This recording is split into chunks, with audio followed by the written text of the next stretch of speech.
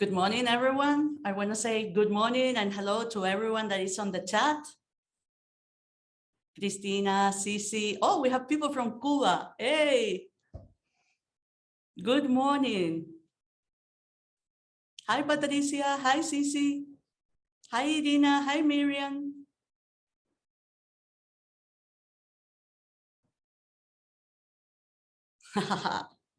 So I'm super excited to welcome all of you to the third day of the Women Impact Summit. This is the day of North America and the world, and we have an awesome lineup of speakers. But today, for the welcome, we have Enrique Lores, President and CEO at HP, and he has sent us a message. I hope you like it.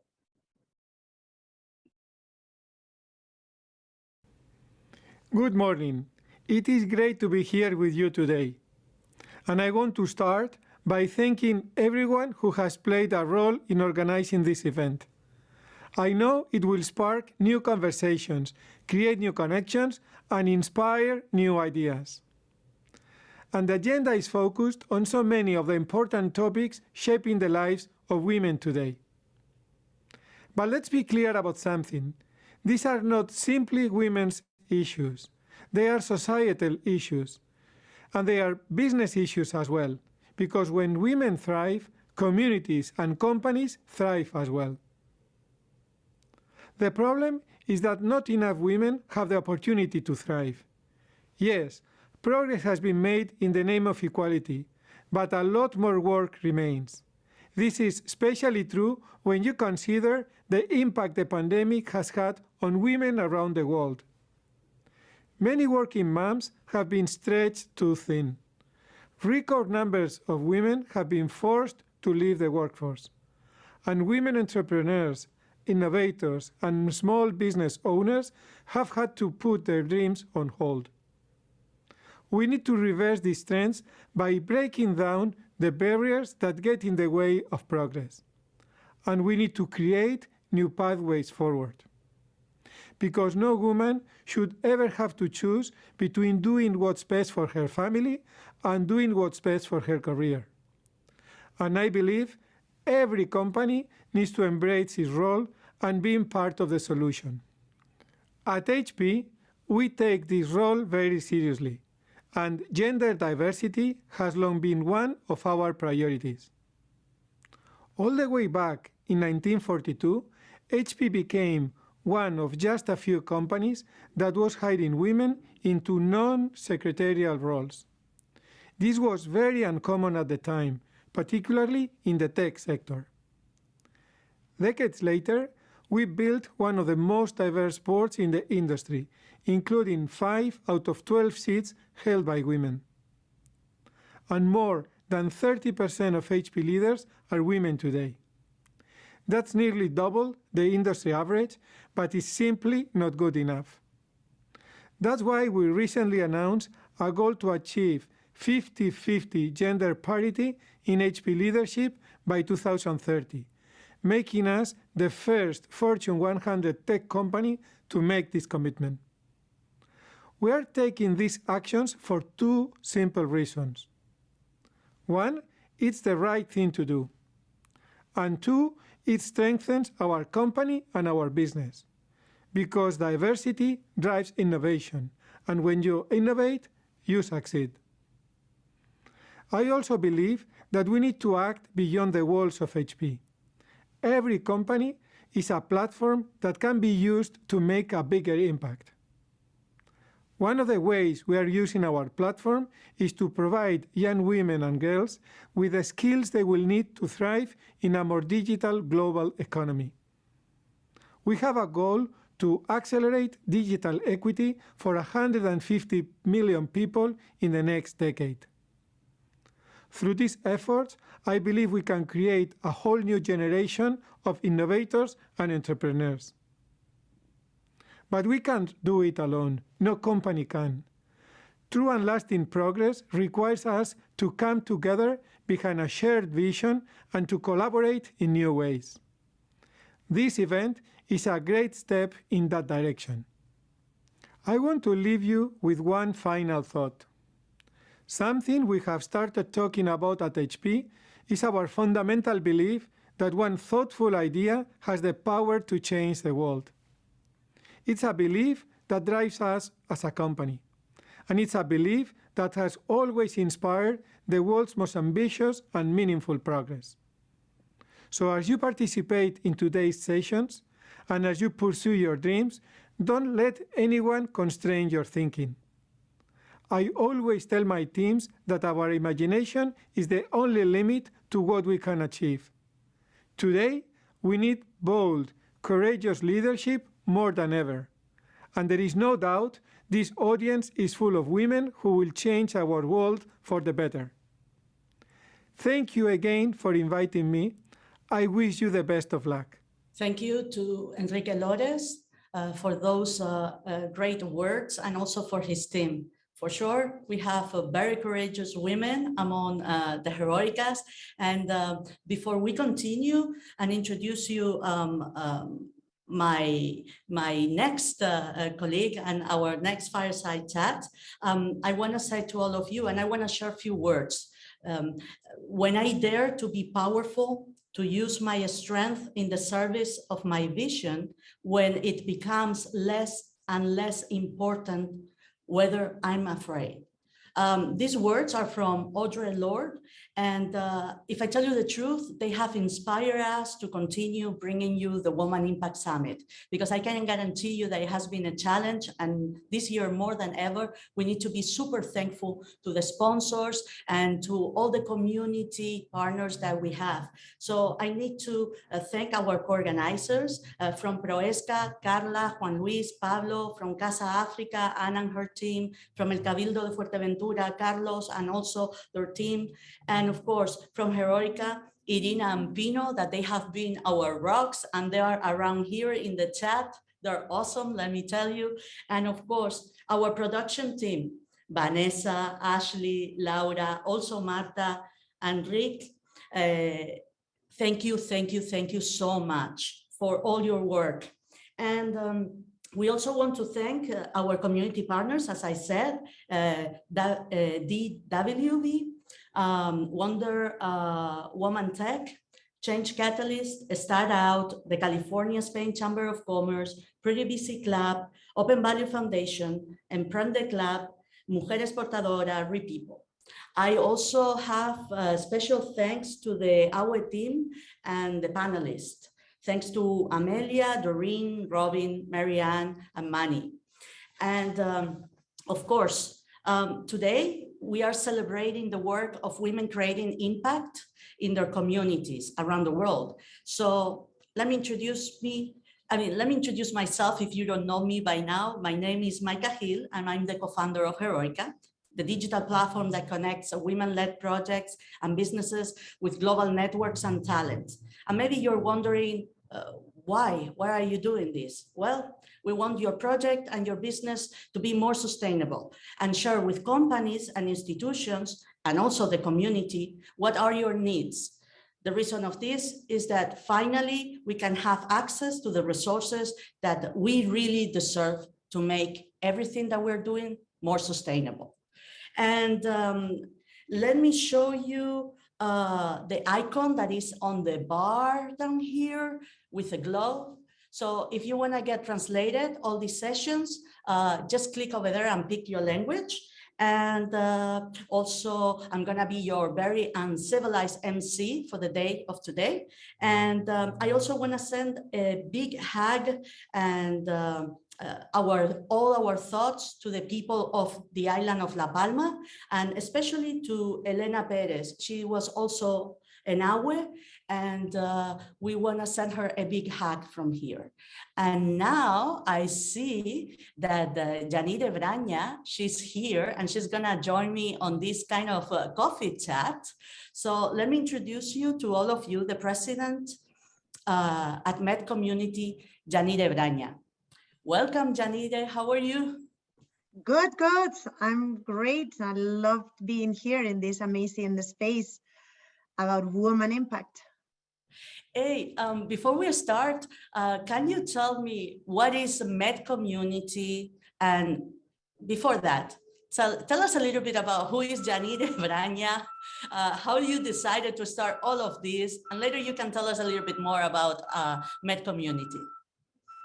Sure. So my name is Janire, as Micah and most of you can notice I'm not Native American. I'm originally from Spain, and I'm very committed to women empowerment, women leadership, especially focused on women entrepreneurs. So that's my passion, and that's why almost 20 years ago, 18 years ago, we created this. It's a 501c3. It's a nonprofit organization. It's a community of people committed to promote, to support female entrepreneurship, and specifically sustainable, innovative, and responsible female entrepreneurship. What we do is we provide training, networking, mentoring, and non-financial services to support female entrepreneurs around the globe. So I'm based in Washington, D.C., but next week I will be in Colombia. I'm traveling all around the world all the time, but at the end, especially now that we can do it, but the idea is to connect women entrepreneurs, to generate opportunities for them, and to create spaces, platforms, and programs that allows them to grow, allows them to get finance, and also at the end is a platform, international platform, to promote equality and economic empowerment by closing gender gaps. That at the end is what we are doing, a lot of women like Mike and I.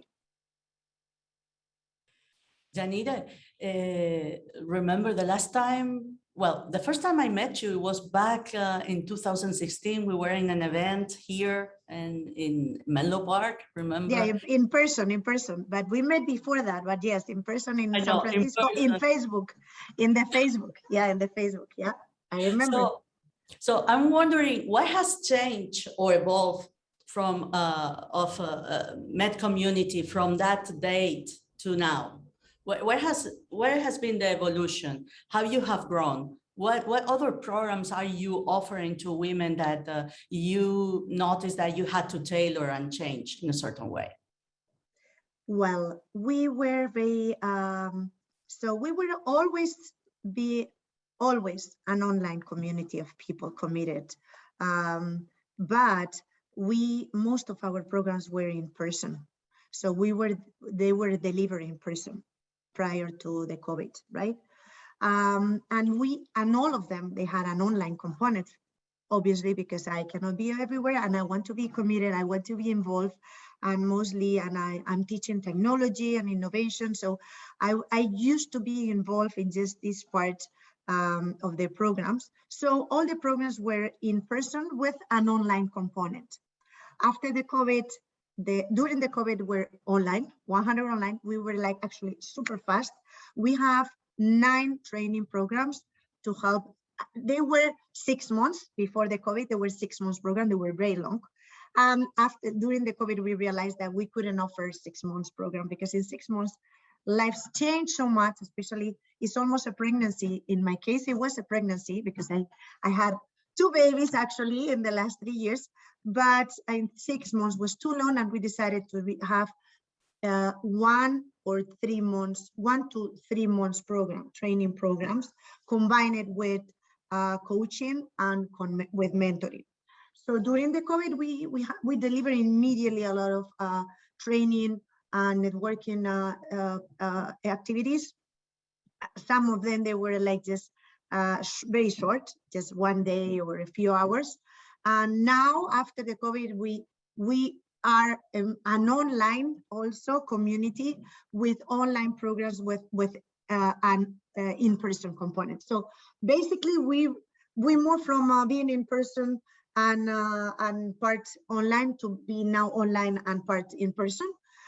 It was, for us, it was good in the sense that our capacity, our platforms, and everything, we were totally ready, and we expanded and increased a lot during the last few years.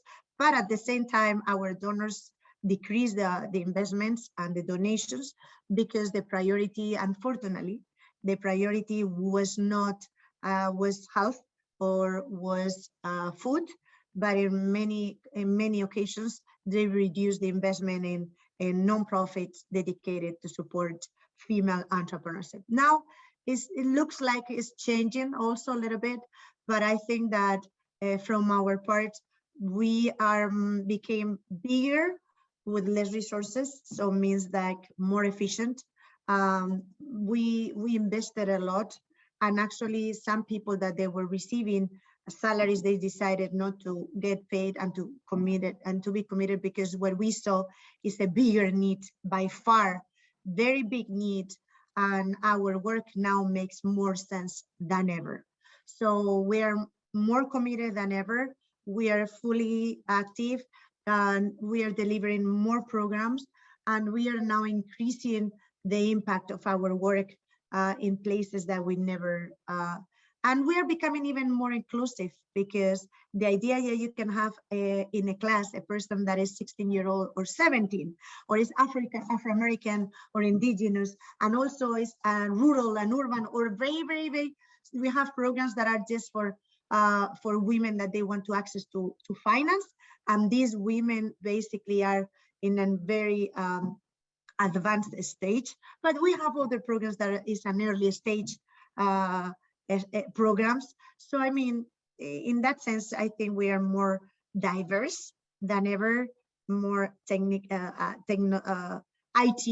than before, and unfortunately we see that still there is a big need of making partnerships and working together to close the gender gaps. On that note, I wanted to ask you, do you have any specific requirements for women to join your programs? There's something that you're looking for? Is pretty much open, depending on the program, you have different requirements, and also where they can find this information as well to find you. Although I know that you're gonna send me an email later, and we're gonna be posting all of these resources afterwards in the website of the summit, but let us know.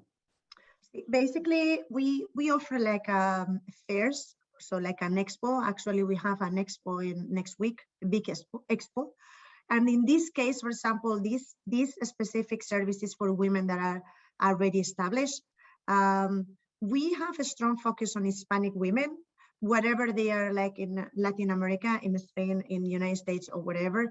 So because naturally the language is a powerful tool, and to create partnerships. And in this case, we are very focused on the Hispanic community, but that's the programs. We never is our sponsor. Sometimes what they say is like, I want to be focused on this segment.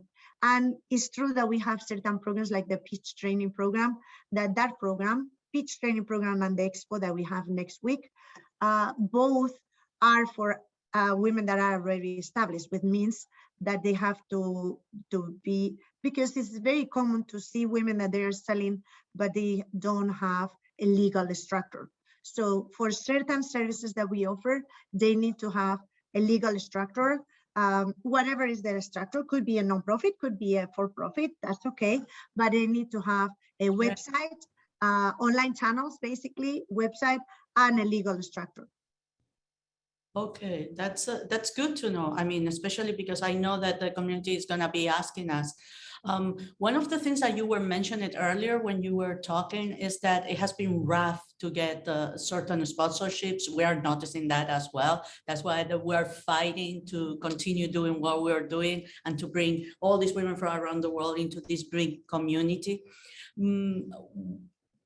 Where are the biggest challenges that you're facing to continue and growing and actually keeping these programs and even escalating? What are these challenges that you're seeing every day?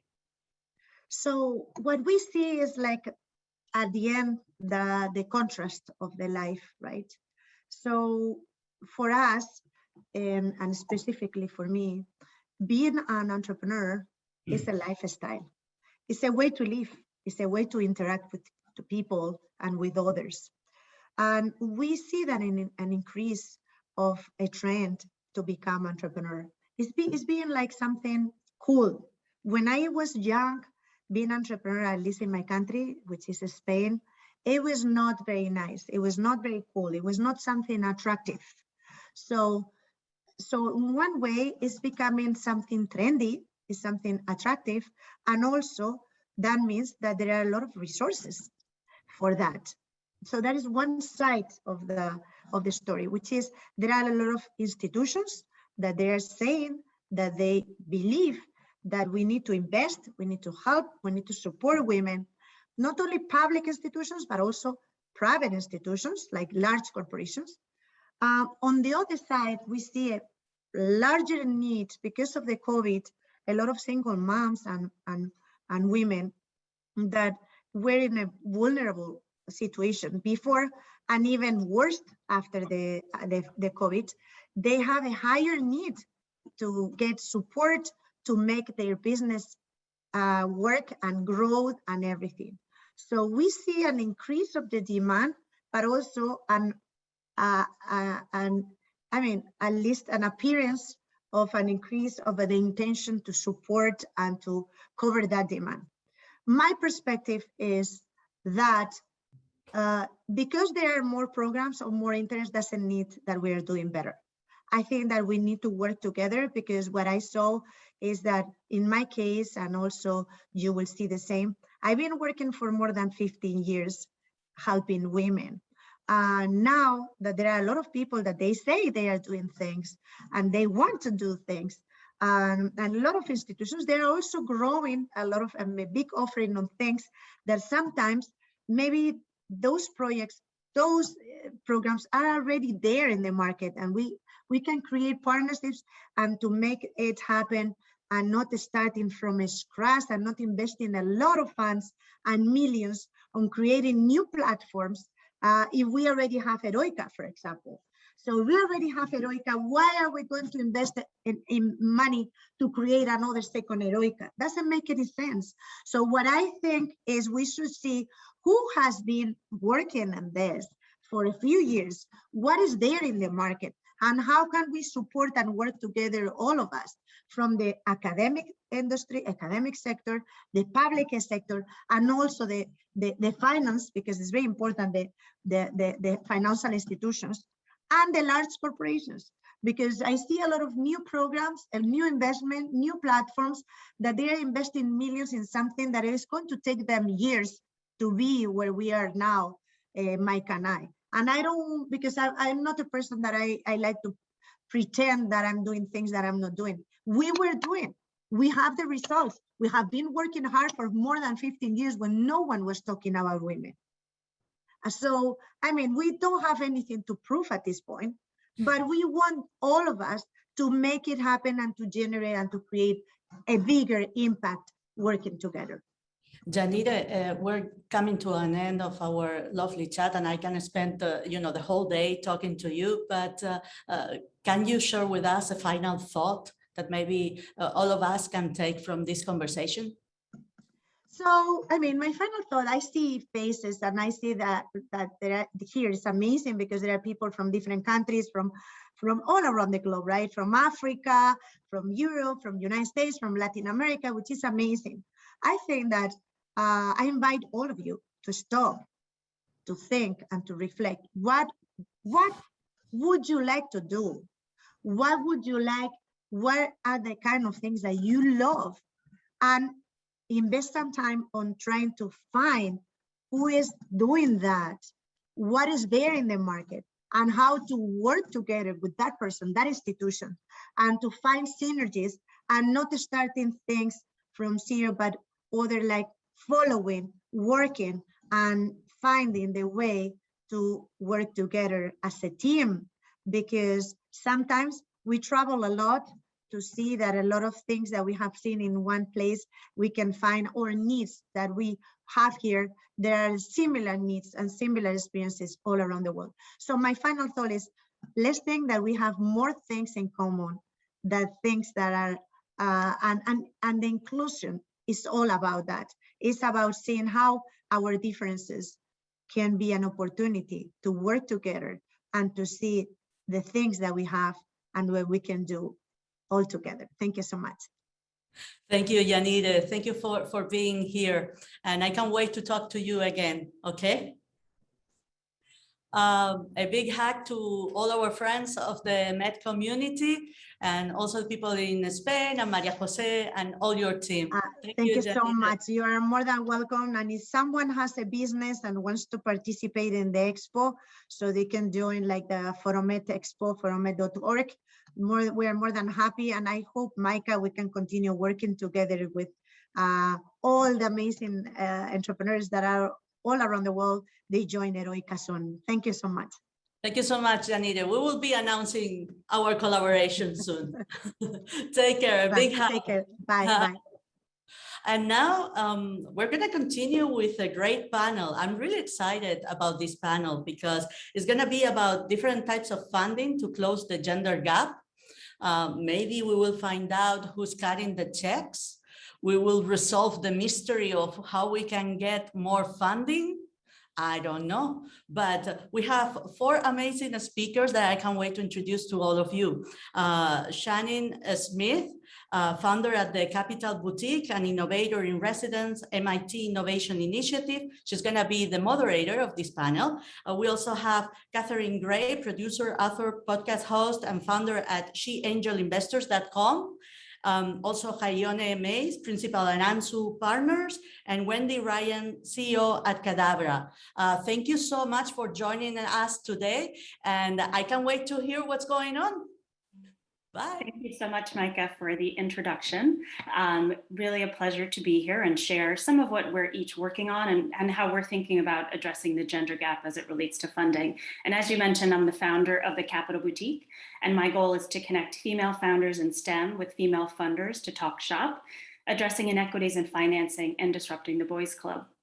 Some of you may have seen last week the article on the New York Times, Women Make Better Investors Than Men. And our 3 women investors today, Catherine, Hayone, and Wendy, are on the panel to share some of their insights. A couple of data points that may be helpful as a context before we get into some of the Q&A. In 2019, Morgan Stanley surveyed 200 venture investors, and they revealed that venture investors overlook women and multicultural-led businesses. And in the US, over 95% of general partners of venture funds are male, according to data published by Women in VC late last year. So essentially, male leadership of venture funds are not investing in women and are missing an investment opportunity of what Morgan Stanley estimates to be trillions of dollars, 4.4 trillion to be exact. So I'll turn to Catherine first, because your call to action is Fund Women, Save the World. So if men are leaving trillions in potential returns on the table, how can women benefit and capitalize on this? Right. Well, thank you, Shannon. I appreciate that. And thank you, Micah, for putting on this amazing event, giving us an opportunity to tell about what we're doing and how it's going to impact the gender inequities. So I'm the founder of sheangelinvestors.com. And what we do is try to connect female founders with resourcing, with funding resources, and also encourage women to become angel investors. And we're going to talk about why that's so important. I also host the Invest in Her podcast, where we interview every week women that are basically looking for funding or they're funding other women. And back to Shannon's first comment, I did do a TED Talk called Fund Women, Save the World. And that basically is about literally, we need to get women funded to fund all their innovations and cures and ideas to help save the planet. There's so many ideas out there, as you all know, that are watching.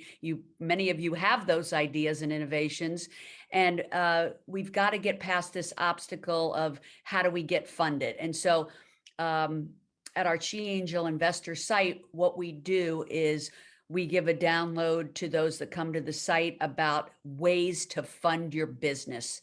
And there are several ways, and we're going to talk about those today. People talk about VC, but it's tough for women to get VC funding right now. Thank God a lot of other funds are popping up, but there are other ways, and we're going to talk about those today.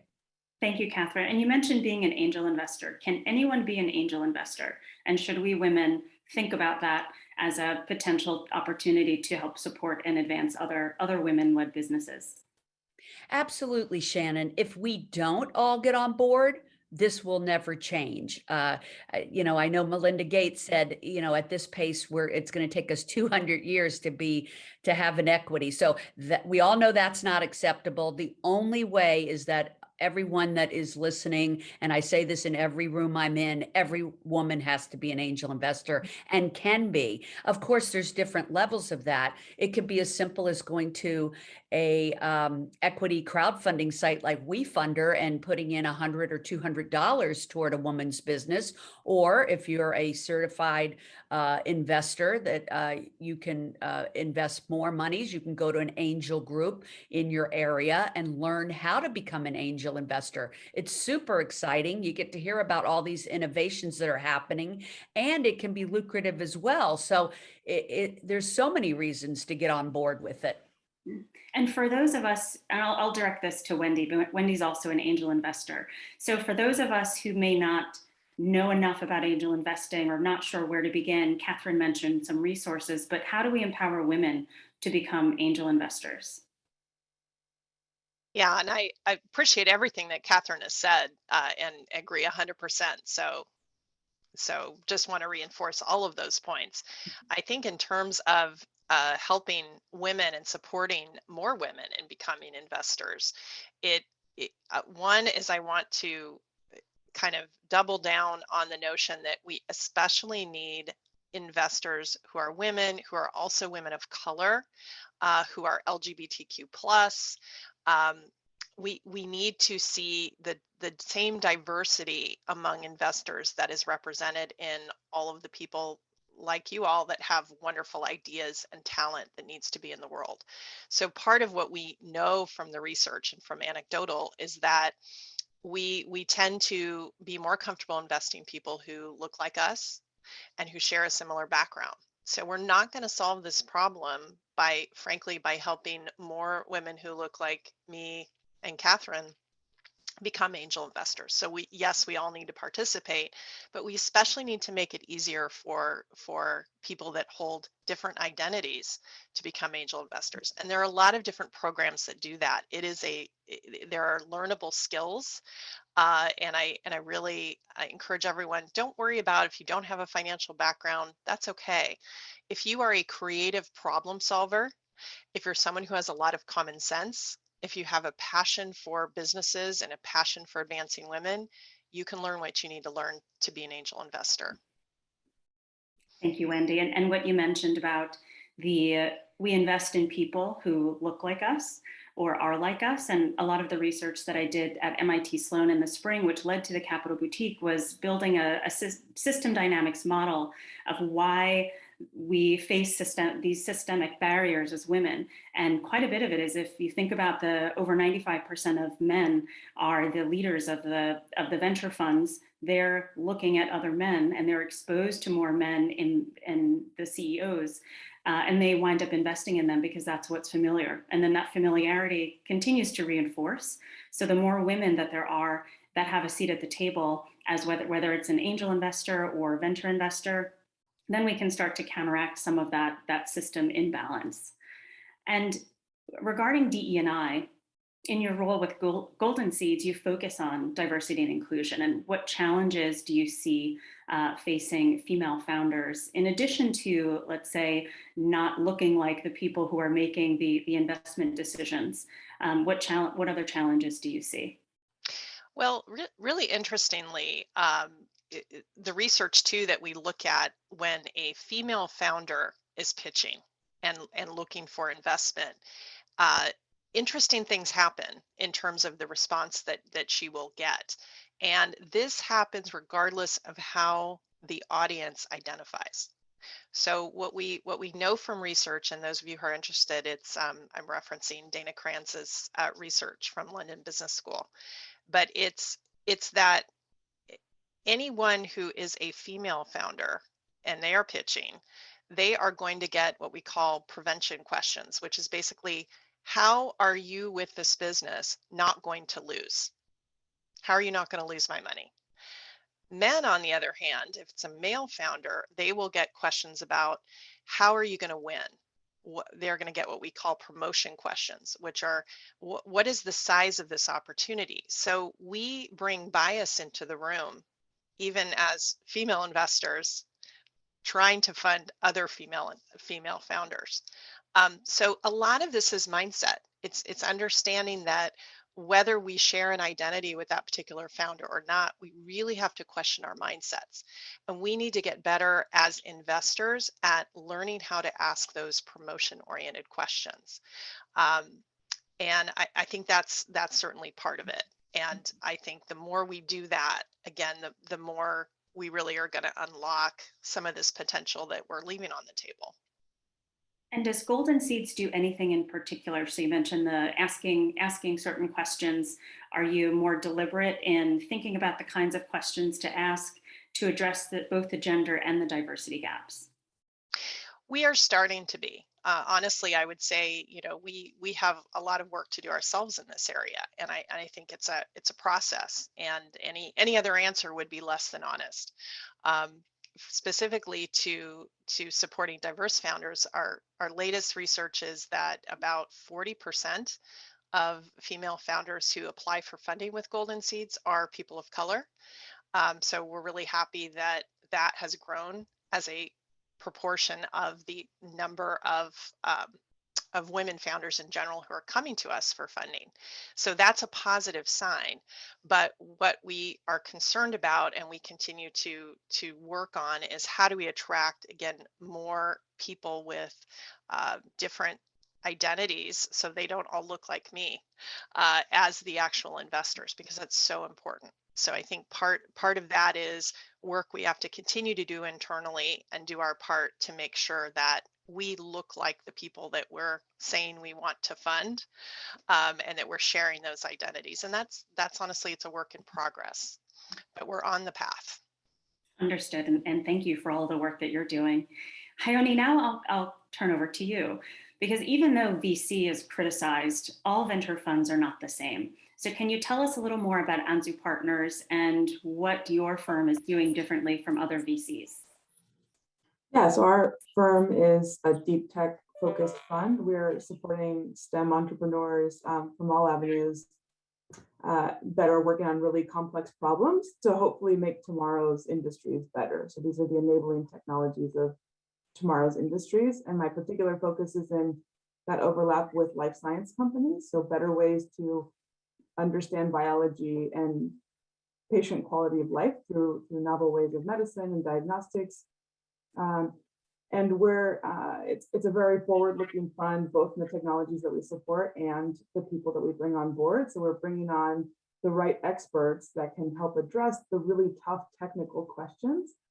So in a way, we can kind of get away from some of the intrinsic biases of the people presenting and get to the core technical capabilities, the products, how are they going to change the industries of tomorrow?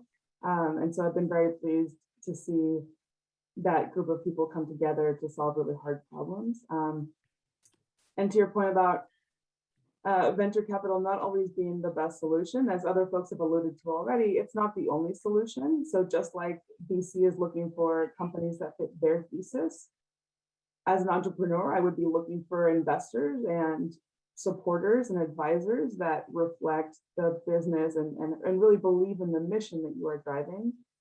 So if it's not this one VC, and if you have to hear no 100 times, I would keep looking. Don't let somebody in 30 minutes of an intro conversation that, they might be distracted. They might have not slept that night because of their kids or whatever. Don't let that be the kind of determining factor for not pursuing what you think is an important problem. And you mentioned that you mentioned deep tech being an industry of interest, and also that VC may not be appropriate for all types of businesses, but are there certain types of businesses that are better aligned with VC, like deep tech or biotech, versus say more consumer brands, lifestyle companies that may not be as aligned with say a VC investment focus? Yeah, I think it comes down more than by industry. I would say it comes down to the type of business you are trying to build. So there are lots of businesses that are great small businesses where you can get to profitability or a sustainable business model quickly. You've got good product market fit and keep going. VC seems to be a bit more suited to companies that are going to require lots of capital to get where they need to get to. Deep tech is traditionally very capital intensive, lots of equipment, lots of people, lots of different disciplines to solve some of these complex problems. So in that sense, we're not so focused on profitability early. We are more focused on growth. And so is that answering your question, Shannon? Yes. Thanks, Leonie. And then the other, Wendy talked about DE&I and some of how Golden Seeds is starting to think about that and to be more inclusive than they currently are.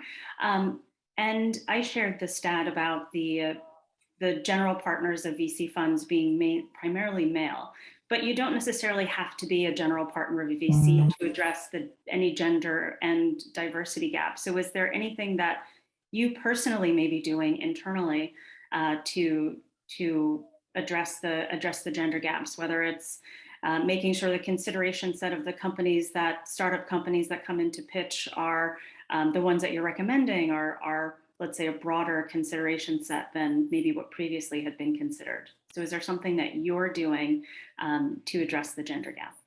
Yeah, thank you, Shannon. And also, I'll first also mention that there are some initiatives, including with ANZU partners, that are looking to support through an accelerator model or an incubator model, perhaps really, really early STEM or deep tech ideas that maybe are technical founders, and we can help support some of the business model creation. And that is directly focused at DEI efforts specifically, to see if we can better incorporate the top part of the funnel specifically. And then on an individual basis, I am all for supporting other women. I come from an academic background. I did a PhD in biology.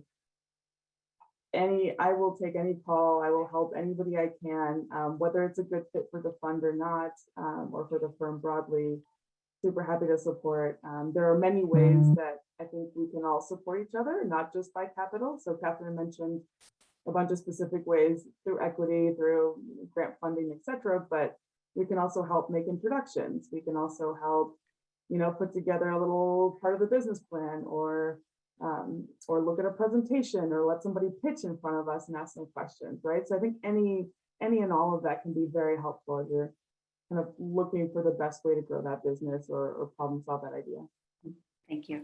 And Wendy, back to you. So venture capital and angel investing are just two types of funding that women can pursue for their businesses. What other types of funding should female founders, women business owners consider? Yeah, I appreciate the question. And I think one of the often overlooked sources of capital that is actually a really great starting point, I think, for a lot of the participants in this summit particularly, would be grant-based funding. So from my perspective, that would fall under the category of what we call non-dilutive capital. So the benefits are, yes, it can be kind of a process to apply for grants, and sometimes it's intimidating when you haven't done it before. But the benefit is that the money you receive does not, if you then later go out for angel investment, VC, or other types of funding, it does not dilute your ownership. So I think that's also important for women to be aware of, is that you want to be in a strong position, and you want to build a company that is attractive to investors if you believe that taking that investment later is going to be important to grow your business, as Ione mentioned, if you've got a capital intensive business. So we really like to see, as angel investors, if you're in healthcare or biomed or something that there are already, large provisions for grant money set aside, usually by governments. We really like to see that you go out and explore that, and you take what you can. Great. And how does one know which type of funding to seek? And Catherine, I'll ask you this question. Sounds like there are a lot of different options and choices for funding. Where does one begin to think about what's best? Right, right. I think I mentioned on our site, sheangelinvestors.com, we do have a free download of ways that you can fund your business, because there are many ways. And probably the best thing to do is not to bootstrap it, because you don't want to be in a ton of debt. So one of the other ways, besides, Wendy mentioned, grants, which is a great supplement, also SBA loans outside of angel investing and VC vesting is a great way too, because they're mostly government backed. So should you not succeed, you wouldn't owe a lot of money. And it can be a great way to subsidize. It's really good for women. It's more friendly to women than the VC world, although we all know the VC world's getting better and more female funds are popping up. So that's very exciting. On my podcast, Invest in Her, I talk to them every week. They're popping up all over the US, Mexico, India, Nigeria, Turkey, all over the world. Female founded funds are popping up. So this is really good news, and I'm happy to share that. And that's something you can seek out no matter where you are.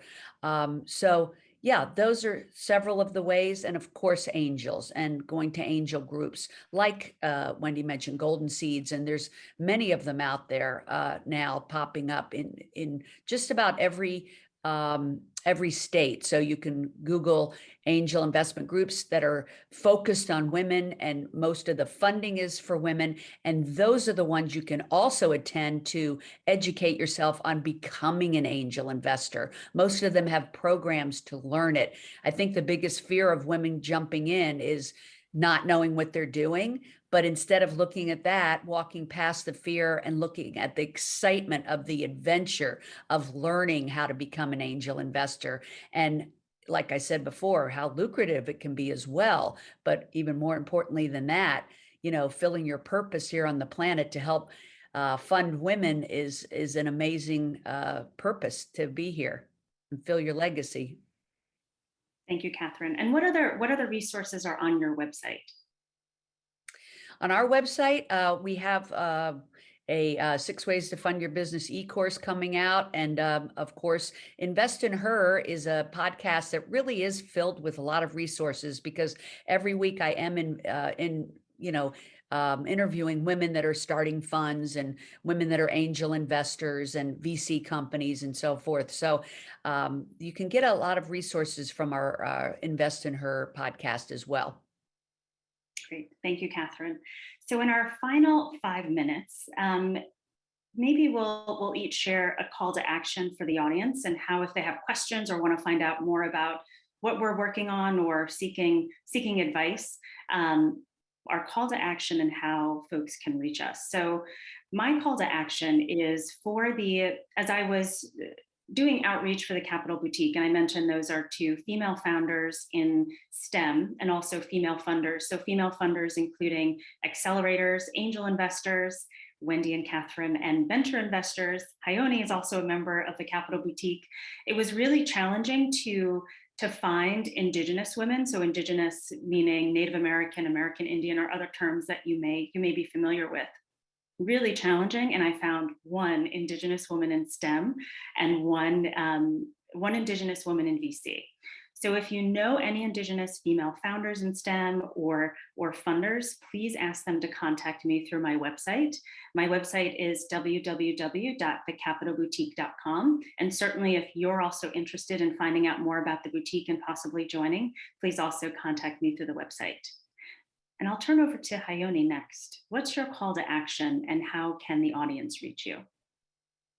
Sure, yeah, so I did put my email here in the name. I'm happy to connect over LinkedIn or whatever is comfortable. My call to action would be, don't be afraid to ask the question, and don't be afraid to ask people for help. The worst that can happen is they don't respond or they say no. Everything else is upside, right? Somebody will make a connection, somebody will answer one question. What is how do I do a term sheet? How do I negotiate this? What do options mean? How do I think about them? It's all fair game, and I think we can help each other within this network. Thank you, Hayoni. Wendy. Yes, I encourage people to visit Golden Seeds website, which is goldenseeds.com. You can do a couple of things there that might be helpful to the audience today. One is that we do provide office hours. Those are free to sign up for, and basically you're getting a half hour of time with one or more of our members who are all angel investors to ask any question you want. So if you want someone to review a pitch deck, if you just say, I've just got an idea and I'm not sure what the next steps are, it's a place for you to do that and get some really seasoned advice and perspective. The other thing is that you can find on our site the criteria for applying for funding. And I think what's helpful about that is even if it's not something you're ready to do now, or it's something you're not sure you want to pursue, it gives you a sense of what a lot of angel investors would look for. So again, it helps you understand from a business planning standpoint, what would you need to get ready to go out for funding. So I think those are valuable sources of information. And certainly if you're interested in becoming an angel investor, then there's information on how to join there. And to Catherine's point, we do have some excellent educational programs for learning how to do that. So it's a great resource. If you're domiciled outside of the US, you're also welcome to reach out to me. I'm on LinkedIn and happy to talk with anyone that, like Ione, would just has a question and says, I don't know where to go next. I'm here to support you. Thank you, Wendy. And Catherine. Yes, thank you. First of all, it's been a pleasure to be on this panel with these amazing women. I can't wait to have all of you on my Invest in Her podcast. I just want to say you could visit our website, sheangelinvestors.com. We always have new and exciting resources about helping you to find funding and connecting you with people that can help you with that, whether it's creating your pitch deck or, connecting with actual angels or VCs. Once again, Invest in Her podcast is a great resource. And you might want to come to our site and sign up, because we give the free resource download of, ways to fund your business at sheangelinvestors.com. So we're just here to support. I'm just a big champion of getting women funded and encouraging women to become angel investors. Like, that is how we're going to solve this inequity. Thank you so much, Catherine. And thank you to all of the panelists for your time and sharing your expertise and experience and all of the resources. And thank you very much to Micah for inviting us. So I'll turn it back over to Micah. Thank you to all of you, and thanks for sharing your experience, your knowledge, and also certain resources that are gonna be very useful to all of us. I'll be in touch with all of you. And thank you again for participating. I really, really appreciate it. Shannon, Catherine, Ione, Wendy, thank you. And after this, we're gonna go to a session that is very exciting for all of us, because we always create during the summit an open call and ask women to register and share their projects at the Heroikka platform. So later we can give them a space to share their projects, their businesses to the global audience. And we are really, really, really excited to see all the different projects from all the women and different areas around the world coming along together. So let me introduce you to Fulaya Turkmenoglu. She's from Safe Medical Essentials. Fulaya, you're here? Good to see you, and thank you for pitching here today.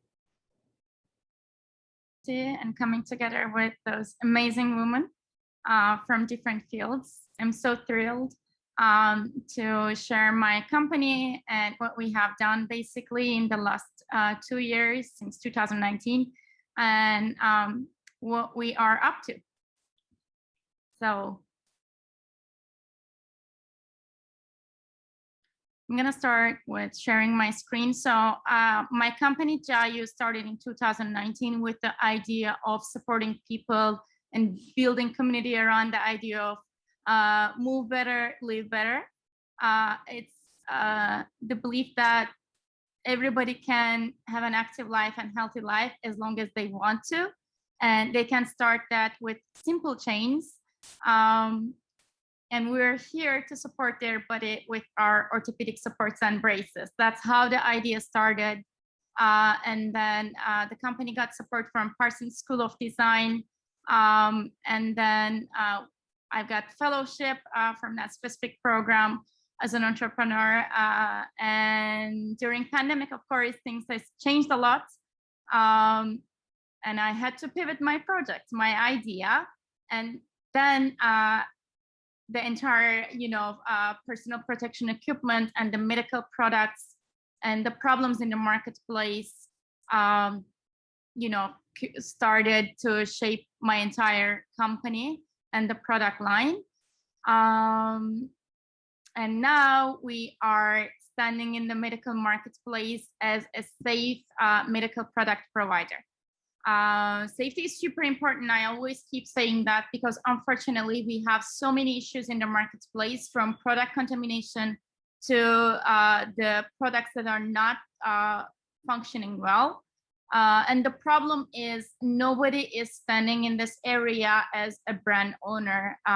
They are taking care of the distribution. They want to provide the products on time. But unfortunately, when it comes to supply chain, it's a big issue and super complicated process. And Jayu wants to solve that problem with its transparency in manufacturing and taking care of the entire process, from material sourcing to the manufacturing the products in the appropriate facilities. And that's what the problem is we're trying to solve right now, because not all medical products are created equally. Just one simple example, during pandemic, everybody had to use those medical masks or dust masks, or call whatever you want, but especially in the medical facilities, it had to be like, medically functioning products. But unfortunately, we had millions of units of masks in the United States that includes the composition of glass fiber, which is super risky to breathe through all day long, especially for our healthcare workers. But they had no idea. They just put the mask on and keep, doing whatever they have to during the day. So it's our responsibility to solve that problem, to inform people, to inform buyers, distributors, and everyone that it's not only the product that you are going to generate profit, but also protecting people, protecting doctors, nurses, and all other healthcare employees is our responsibility. So that's why it's no joke kind of process. So what's the difference in our process? We are not only going outside and buying the products from the manufacturers and distribute them. Yes, it's important, the distribution on time, like providing the products, but also in that specific field, providing safe products is no joke. It's no luxury, must. So that's why it starts with responsible sourcing. And then we take care of the clean manufacturing products. We have really, strict contracts on this with our CE certified and FDA registered facilities. And then we medically approve the products with the labs and all other, medical doctors, people in the industry, and we give them the products so that they can test and see the difference by themselves. And then we start distribution with our partners. Because again, safe medical product can't be an option, it must be the requirement. And especially during that pandemic time, unfortunately, we had so many scandalous issues. And I can give you an example that only in Michigan, one hospital had to deal with, had to cancel 200 surgeries just because of the surgical gown contamination. And then FDA recalled the products, but then they relabeled them and started distributing in the marketplace. So it's that kind of complicated and scandalous process. So we have to say no. We have to inform people, because unless we go and check all these details, nobody knows what's going on, behind the doors. And that's the idea of Jayu. I would love to mention a little bit about my story. I am a daughter of a doctor, and that's my promise. I cannot provide any product to anyone that I cannot give to my father so that he can use it during his daily life at work. So that's the promise, and that's the way how I personally take care of every single step from, material sourcing to the last step of supply chain. And we are not only saying it by words. Whenever we import the products that are manufactured outside of the United States, we import them as FDA regulated item, not miscellaneous products. And then once we import them, get the paperwork done. It is that kind of process. So we say no to petroleum, no to harmful chemicals. All of our products are eligible to be able to sold in the European market, which they have more strict rules to import the goods and selling the goods in the European market. No offense, but the idea is bringing European quality and that strictness to the open US market. As an entrepreneur, I appreciate that openness, but also we need to give that choice to the people that here it is, what you are using, what you have been using, and now this is the product that you gotta change the mindset, you gotta change the profit margin and everything for the sake of public health. Thank you, Pulalia. Thank you. We really appreciate it. And thank you for the work that you're doing. It's a very interesting project. Thank you so much. You're welcome. Next, I want to introduce Ashima Sharma from Dreamy. Thank you. I think we just have to stop sharing the screen here. Awesome. Great to meet you, everybody. I'm Ashima Sharma. I'm the CEO and co-founder of Dreamy. And as I'm going through my, company, I actually want to hear from all of you in the chat, your experience with mentorship. Have you ever had a mentor in your career that truly changed your life? Because for me, Dreamy truly stem from the desire to change a status quo that I had faced in my career. I felt like I actually had limited access to mentors. And we all know the research proves just how monumental mentorship can be on your career progression. But today, access to mentorship is not equitable. 60% of individuals report not having a mentor, and that's even more pronounced for women, actually, despite the incredible benefits it can have on your career progression, job satisfaction, and promotion rates. This is life-changing stuff here. What makes mentorship so inaccessible, and this relates to my personal experience, is that today it really is left up to luck, right? Having an organic connection at a conference or at work, and someone says, "Hey, let's get coffee, and I'd love to share more about my career journey."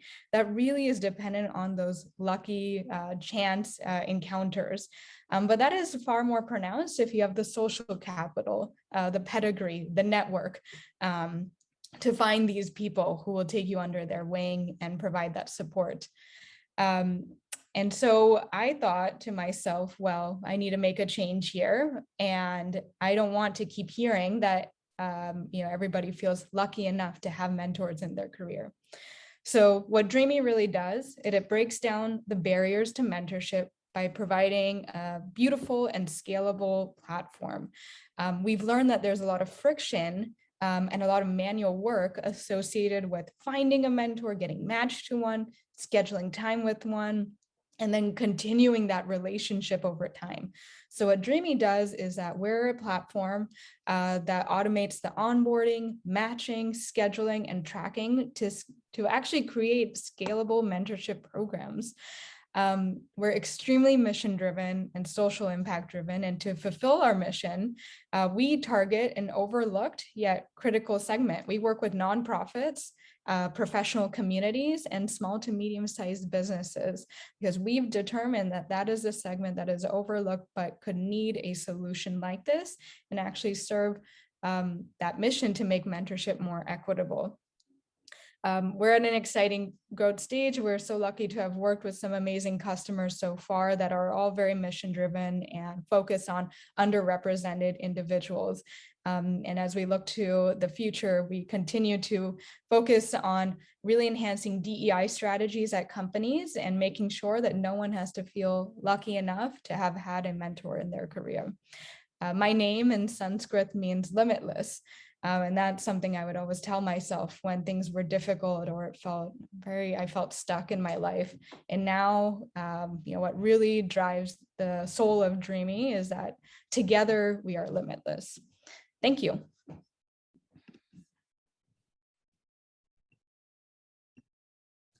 Thank you, Ashima. Very interesting project. I can't wait to talk to you. Our next entrepreneur is Carla Rivera from Décima Musa. Hi, Carla. Hi. Give me a second. I'm looking for my PowerPoint. I'm so sorry. Okay, give me a second. All right. Show you. All right.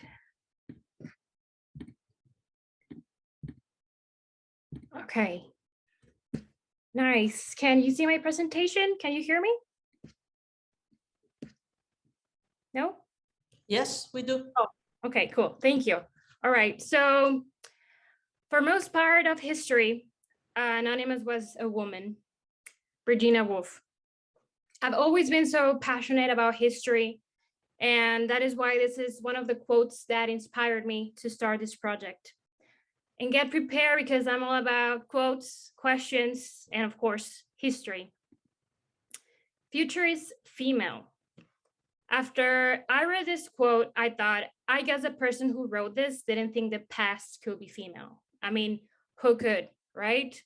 So can we say the past is female? Or is it just that we haven't had the opportunity to grow up reading or learning in school about amazing female scientists, artists, female warriors? I mean, we know about Alexander the Great, but do we know about Queen Amina, an African warrior who expanded her territory to its largest borders in history? Or Queen Boudica, who led an army and almost defeated the Romans? So yes, for me, past is female too. What I'm about to present to you today will make you see the past in a different way. I know we all want more women in tech, women in power, women everywhere, right? But I think there's another mission that we need to accomplish in this journey, which is to spread the word about those women. Because for centuries, women were silenced and oppressed only for the fact they were women. And I believe we owe them that. So join me today and let's just share history. So I made a change in my presentation just a little bit because of the name of the event, which is Women Impact. So I went into Google and I typed Women's Impact. So if you look in my slide, it says Women's Impact in the American Revolution, World War II, World War I, military, economy, Civil War, civil rights, Industrial Revolution. We were there all the time. So have you asked yourself how many things that we're enjoying today are the fruits of the efforts from women who spend their lives fighting, protesting, and some others even lost their lives? I'm sorry, I found this quote and I thought that was like the perfect quote for this event. If you empower women, you can change the world. And I think not only the future is female, but the past is female and the present is female. And we are experiencing that today. So interaction time, before I show you my project, I will show you a word and in the comment section, type who or what is the first thing that it comes to your mind.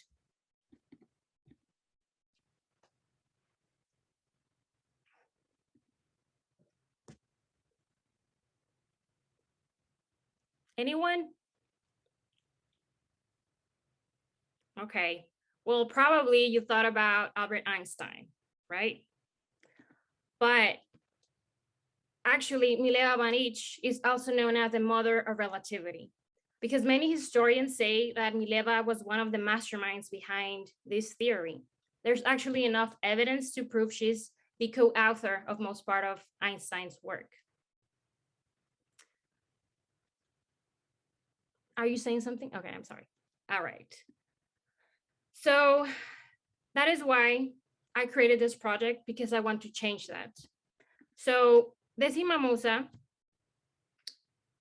I want to introduce you to Décima Musa. My name is Carla Rivera Diaz, and this t-shirt brand shares the stories of historical women who changed the world through research, art, activism. Unfortunately, many of them did not receive the credit they deserve. Our mission is to reconnect with history from a female perspective, to honor them and empower their legacy by sharing their history through our designs and our teeth. Our name is inspired by a Mexican poet, Sor Juana Inés de la Cruz, who is considered the first feminist in the Americas. Could you please play the video just to show you the collections that we have?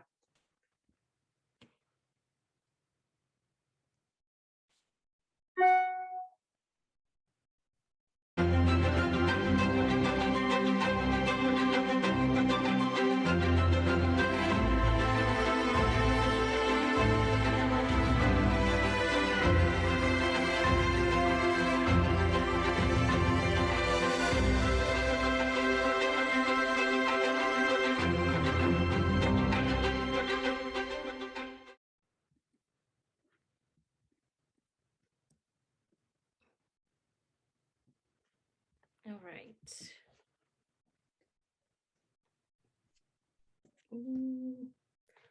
Thank you very much for the invitation. I really appreciate it. Thank you, Carla. So our last pitch is gonna be from Ashni Shah and the application Taonga.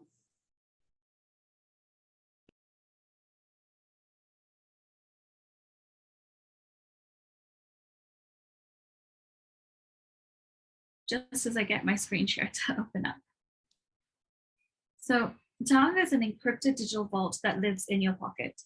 I'm a frequent traveler and citizen of 4 countries, and I often struggle with how to manage my personal documents, like renewing a passport, or how to safely and securely send my documents to a family member or business, no matter what country I'm in. I've spoken to many immigrants and frequent travelers, and they all face similar issues as well. It's 2021, but using documents online is still extremely risky.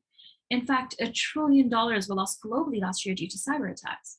Consumers leaving concerns over data privacy and security, a lack of organization of online documents, and a lack of a central way to request and share documents with other people and businesses. Introducing Taonga. We're bringing order to this digital chaos. How, you might ask? Well, we're bundling together your favorite features from products like Dropbox in one password. Users can store both image and metadata of their documents on Taonga. This is new and hasn't been seen before. From here, users can add tags, folders, and use other benefits like receive expiration date notifications. Next, we built a 2-tap transparent way to share documents. A user can track any time a document is viewed and revoke access if needed. Finally, we're focusing on how businesses request documents from a user. A business can access documents without using email or storing them locally, which saves them hundreds of thousands annually on privacy, security, and compliance costs, all while protecting the consumer as well. So let's talk about how Taonga is different to other products. As I mentioned before, we're bundling features from similar products, where we're consumer-centric, using end-to-end encryption, and offering a way for businesses to request and access their information. The core feature that keeps us apart is that we store both image and metadata together. This means you upload a passport photo or a PDF, and on the same screen, you can store information like your passport number, the expiration date, and other details. We've designed Taonga using privacy by design model, focusing on transparency. For example, when a user shares a document, they can set how long it's accessible for, track how often it's viewed, and revoke access as well. From the business perspective, a business is able to stay compliant with upcoming privacy laws without having to spend millions of dollars. So the cybersecurity market is $218 billion. We believe over the next 3 years, Taonga can capture part of the ID fraud in small to medium business spending market and grow to 15.4 million. Let me show you how. To generate revenue, we're following a freemium subscription model. Users get the first 5 documents for free, then pay $4.99 a month. Our main target is businesses who pay a monthly fee of $49.99 with an additional $2.99 per client charge as well. So these are the clients they work with and would request documents from. The businesses we're targeting have an average client pool of 300 customers, which roughly equates to $1,000 a month and brings our customer lifetime value to $34,000 with a CAC of 200. As a SaaS product, we're able to generate hockey stick growth, which will help us get to that 15.4 million target in the next 3 years. So to grow Tonga, we're focusing on businesses that work with immigrants and travelers. I have personal and professional connections with both of these already. Our initial target is to work with small immigration law firms and continue building relationships and partnerships with businesses in the travel space as well. By taking this approach, we envision a future where Tonga is a central app that you as an individual can store and manage all your information. Anytime you need to interact with a business, you can easily share your documents with that business while being able to track who has access, what they're doing with your info, and revoke access if needed. As a business customer, this process speeds up their ability to access documents and reduce their risks since they aren't collecting these with email. So we launched our app to beta testers 2 months ago and are improving the app based on user feedback. The most requested feature is building out a web app component. So we're actually just beta testing the web app piece right now, and we'll use that as a foundation for our business customers. We're talking to 12 businesses to participate in a paid pilot program. Over the next 2 years, we'll continue growing and building integrations, offering API access, as well as leveraging blockchain technology in order to build more trust into the system. So I'm Ashni, the founder of Tonga. Prior to this, I was a software engineer at Square, Microsoft, and Amazon. I also have an incredible team, many of which are volunteering their time until we fundraise. So we're currently seeking, or we will be seeking $500,000 in 6 months on a safe note. These funds will give us runway for a year and be used towards engineering and growth with a focus on establishing our product market fit. We're also looking for advisors and partners with knowledge on the privacy, immigration, and legal spaces as well. So thank you so much for listening, and I'm happy to answer any of your questions.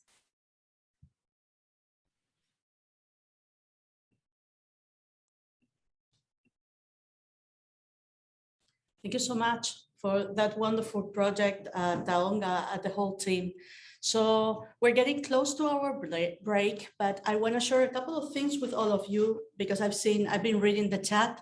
So basically, please register your project, initiative, your business at Heroikka. We'll be able to check it out, to share it with the speakers. We'll be able to share it with other women in the community that might be able to help you or to give you certain advice or where you have to go. We'll be also publishing all the information that you have heard during this session in our website on the womanimpactsummit.com website, and also in our social media. Check out the Instagram from Heroikka, that is at Heroikkas with an S at the end, okay?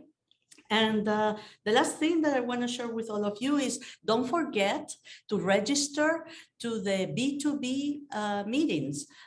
We have a platform that we have actually put for all of you, so you can actually have B2B meetings. And that's why we are telling everyone to also post their projects in Heroikka, because you can share later your link with everyone for the B2B, and they already can see what you're working on and how they can help you out during the meeting. So this would be a great tool for all of you to contact and to do some awesome networking. The last thing that I want to share with you before our break is that we're going to have an amazing workshop that is going to be starting in 15 minutes. We're going to have a 15-minute break so you can network and check resources, or even if you want to register for the B2B, or even if you want to register your project at Heroikka, we are constantly checking them out. And I guarantee you that I check all the projects that get registered at the platform. And as I mentioned, we're going to have an awesome workshop that is going to be done by Sba Loans. She is the founder at the Sign of the Boat. And it's going to be about how you can do it yourself, how you can do by yourself the MVP with no code sprints. So this is really important because everyone can become a non-technical founder. And I'm telling you, being from one that is talking to all of you, for sure is something that we can all learn during the session. And let me give you a little bit of feedback about how I met Sisa. Sisa was one of the women that pitched last year, actually in the section that we just presented, but she pitched last year, and this year she's giving the workshop. You see, that's what happens at the Woman Impact Summit. You never know what you're gonna end up doing. And also for sure, we have plans for all of you. Thank you so much. And I'll see you in 14 minutes here. Okay, bye.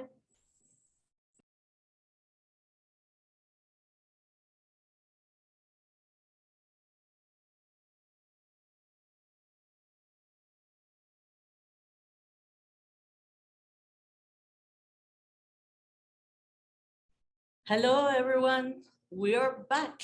And as I mentioned earlier, before our break, we're going to continue with a great workshop provided by Sisa Yeses, a founder at Design of the Boat. And it's going to be about how to do it yourself, your MVP, with no-code sprints. Sisa, how are you?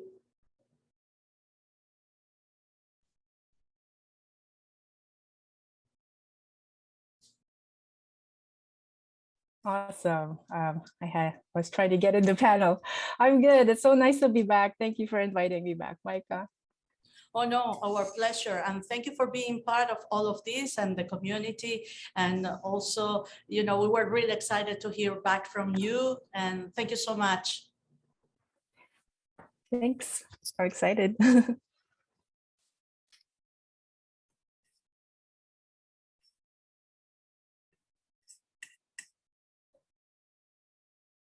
I guess this is my cue to start. Let me just share my screen. And as I'm going through the workshop, but just really me just telling my story, I'm curious if anyone does have any app ideas that they're thinking about and are not sure like how they're going to go about building it.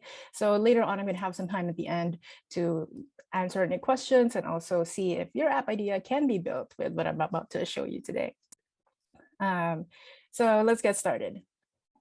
At the same time, here on the same stage last year through Heroikka, I was granted 5 minutes to speak about my business, Design Off the Boat. I asked this exact question: what if I told you that you can build and launch your app idea in just a few weeks for a quarter of the price?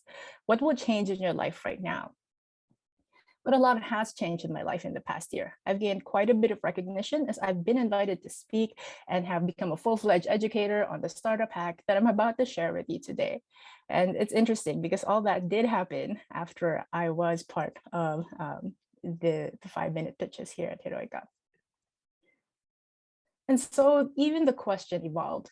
What if I told you that you only need one Saturday to learn how to build your mobile app and have it ready for your customers by 5 p.m.? What will change in your life by Sunday? And again, hi, my name is Sisa Yeses. I'm the founder of Design Off the Boat, an all-women product design crew for all women founders in social impact tech. I'm an entrepreneur, just like many of you here today. I've been running my agency for 3 years now. And once in a while, things happen in life that make me want to just shut it all down, which is part of the whole entrepreneur experience. But it doesn't have to be as hard as we think it is. Because if you're running a service business like mine, you'll know that it's difficult to scale. Being able to take more work means you have to hire more people. And as a business designing tech products, that means I am limited by my ability to hire designers and developers, which can get very, very expensive. Typically, also, app development projects like this go on for many months and cost tens of thousands of dollars to get to step one. And I'm sure there are many women here that want to break into tech, maybe as a new career path or as a startup founder. But maybe a great idea, but you're dancing the dance of raising funds so you can build your startup. But to get funds, you need to first prove that your idea works by having a working product, which means you need funds to hire the people to build it in the first place. It's like needing an ID to get an ID, but if you had an ID, you wouldn't need an ID. At the same time, it's simply too early in your startup process for you to be spending so much of your resources for an idea that hasn't proven product market fit yet. So how did we go from expensive months of long development processes with the traditional way to what I spoke about last year, which was a few weeks of design sprints and building to build an app at the quarter of the time and costs to one Saturday for only hundreds of dollars? The answer is no code. No code tools are democratizing technology. It has been key to removing the design and technical barriers for founders, makers, and the general public. It's not just for tech people. Eventually, you will see no code in every industry, in every workforce. And it's been great in narrowing the distance between the prototype and your MVP. Oftentimes, you can launch your prototype to the market with no code. And because the technology is just evolving as the quarters go by, it's become more and more easier to build apps, to the point that if I drew an app on a piece of paper and I took a picture of it, it would actually render it in high fidelity and it would be ready to be tested and prototyped. No-code tools did change my business model, but also my life. As I mentioned earlier, I have been invited to speak at many conferences, especially at organizations for women entrepreneurs. And I think this is a real game changer for women that are often intimidated to break into tech because of all the jargon, the toxic masculinity involved in there. But no code means you don't have to write a single line of code to build software, because it's been done for you. It's not the absence of code. There might be some engineers in the audience and they're like, no, code is still better. We're not saying we don't like code. We're just saying this is code packaged into modular pieces that we can turn into Lego bricks for you to assemble virtually, drag and drop, and not in an intimidating machine language that has a very high learning curve. The different no-code platforms make it so easy that if you have the skills to modify a spreadsheet, then you have the technical capability to build a mobile app that can do what Yelp, Instagram, or Airbnb does. So on my screen right now, we have bubble.io, which is one of the more advanced no-code tools. And as you can see, they literally teach you how to build a QuickBooks clone, how to build a TripAdvisor clone. You can really build a clone of anything that already exists on the internet and modify it to your startup ideas, features and needs, because at the end of the day, user experiences are patterns and they can be repeated. And now with no code, they can be repeated and functional for what your business needs it to happen. And need I mention again that the difference in cost and time is drastic. A complex app with traditional development to get started with a working prototype will take $75,000 at least for a lot of months to a year. But a simple app would probably cost you $10,000. But to DIY it doesn't cost much, doesn't cost anything at all in the beginning, to be honest. The no-code community is very generous with their free trials. So you can get through a lot with a 7-day trial, 14-day trial. But to keep it running, it only takes you $100, depending on the complexity. With your no-code app, you can actually go to market, find product market fit. You can close your first customers immediately. You can get fundraising, you can create initial traction because you can get to your customers super fast and you can get that feedback. You can test and learn from your users, and you can apply for accelerators, incubators, grants, and any other kind of funding that you would need to have some kind of product validation for. Besides that, the no-code ecosystem is constantly growing. You can build anything from simple mobile apps to complex things like 2D and 3D games, augmented reality and virtual reality, all the way to no-code AI, which is growing as we speak. This is actually a very old map. This map is a year old, so I bet it's tripled at this point. And for example, this is the first mobile application that I created when I first discovered no code back in March 2020. I didn't discover it. I didn't discover no code. I had been already using no code without knowing that that was no code. So there's a whole movement that is really pushing forward, building smarter and faster. So at that time, COVID had just struck. Many Canadians like myself were stranded in the Philippines. So I built an app to collect data and create a heat map of where passengers are. It took me 3 days to build everything, from thinking of the idea, learning how to use the tool for the first time, and then I was able to get 300 users to try it. Not only did we get recognized by the brand of tool that we built so rapidly with, the tool is called Glide, we learned so much from our users on how to design it better, with spending about $21 in total. Of course, this was easier for me to get into because I already had a background in design and I'm pretty tech savvy, I'd like to think, but this is where I teach another time hack alongside no code. I'm a design sprint facilitator. I work with different women-led startups, tech programs, incubators, and accelerators, and guide them step by step through the design thinking methods that large tech companies like Google use to design and test their products in a few days. They use this 5-day framework because it's and focus solely on one product development phase per day, because that is much better than having 100 meetings with your team back and forth and having to do long board meetings of approval and like tiny revisions. This is really the optimized process where everyone brings their best to the table, and led by a good facilitator, everyone is able to come to more effective solutions that can be built smarter. But we've been able to simplify this process even more into short daytime sessions. Entrepreneurs that have attended our 2-hour workshops through university-linked accelerators here in Canada have built entire mobile stores in a weekend. I'm also the no-code faculty at an edtech company here, and we have students that have built apps overnight and gained 200 customers in a week. They all came without a technical background. With this new design sprint and no code combo, I emerged in the top 3 out of 150 very proficient builders in On Deck, a prestigious tech fellowship, with a product I thought of on a Thursday and built it on a Saturday with an entry-level tool. Meanwhile, everyone was building with more advanced platforms and had 10 weeks to prepare. I actually changed my mind at the last minute and came up on top with a privacy-first gifting app where you can get sugar from your matches without giving them your address. Our mission is actually to give you the wheel so you can steer your own ship. So as an early founder, you have the potential to become your own CTO. You don't have to scramble for technical know-how. You don't have to scramble for funding when it's really a catch-22.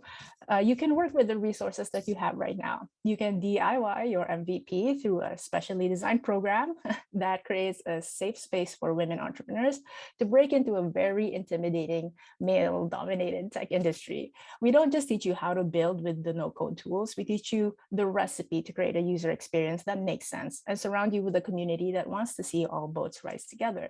So if you go to designofftheboat.com, design off, that's 2 F's, designofftheboat.com/DIY, you can actually pick a Saturday of your choice where you will learn with 5 women founders, design your idea for brunch, build with no code after lunch, and have a fully working app for dinner. Now, I could also, with the remaining time, go on about the different tools, which I do have prepared here, but I'm also happy to open the floor to questions or maybe hearing your ideas, and I can speak to a little bit of how you would build that with no code. I will leave it up to the audience to decide what would be the most beneficial for them, but I'm really very excited to hear what you guys think. And you can just like drop your questions in the chat. Otherwise, I'm gonna scroll through some no-code tools. Let's get some ideas going in the chat, guys.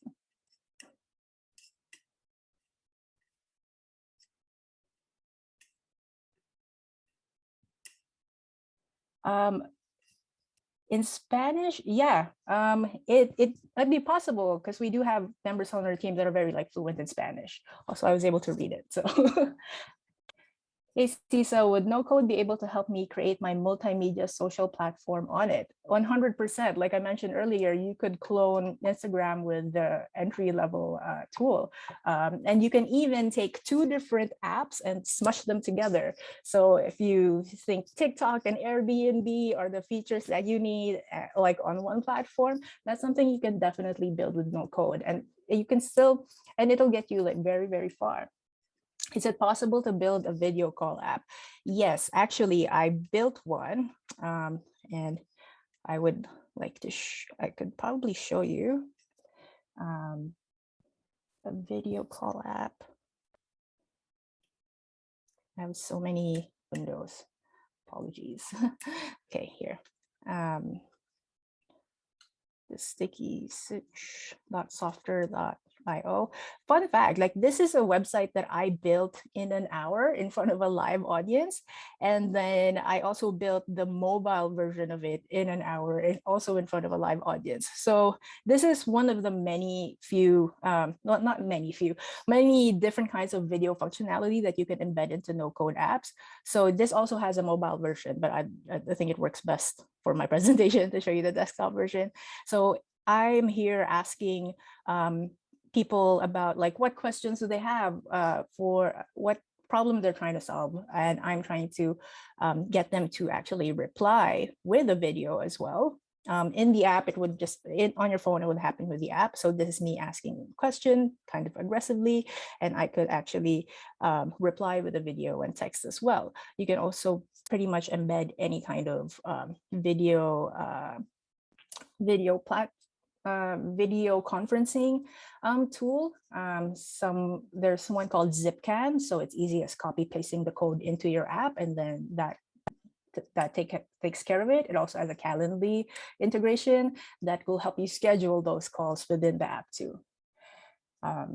For Eunice, I think this would be great for a fashion-related business like mine. 100%. I actually see a lot of people try to build fashion marketplaces here, or fashion renting. If you go to the website designofftheboat.com/DIY, there is an example there of a fashion marketplace built in a weekend. Nana, of course I can help you create yours, 100%.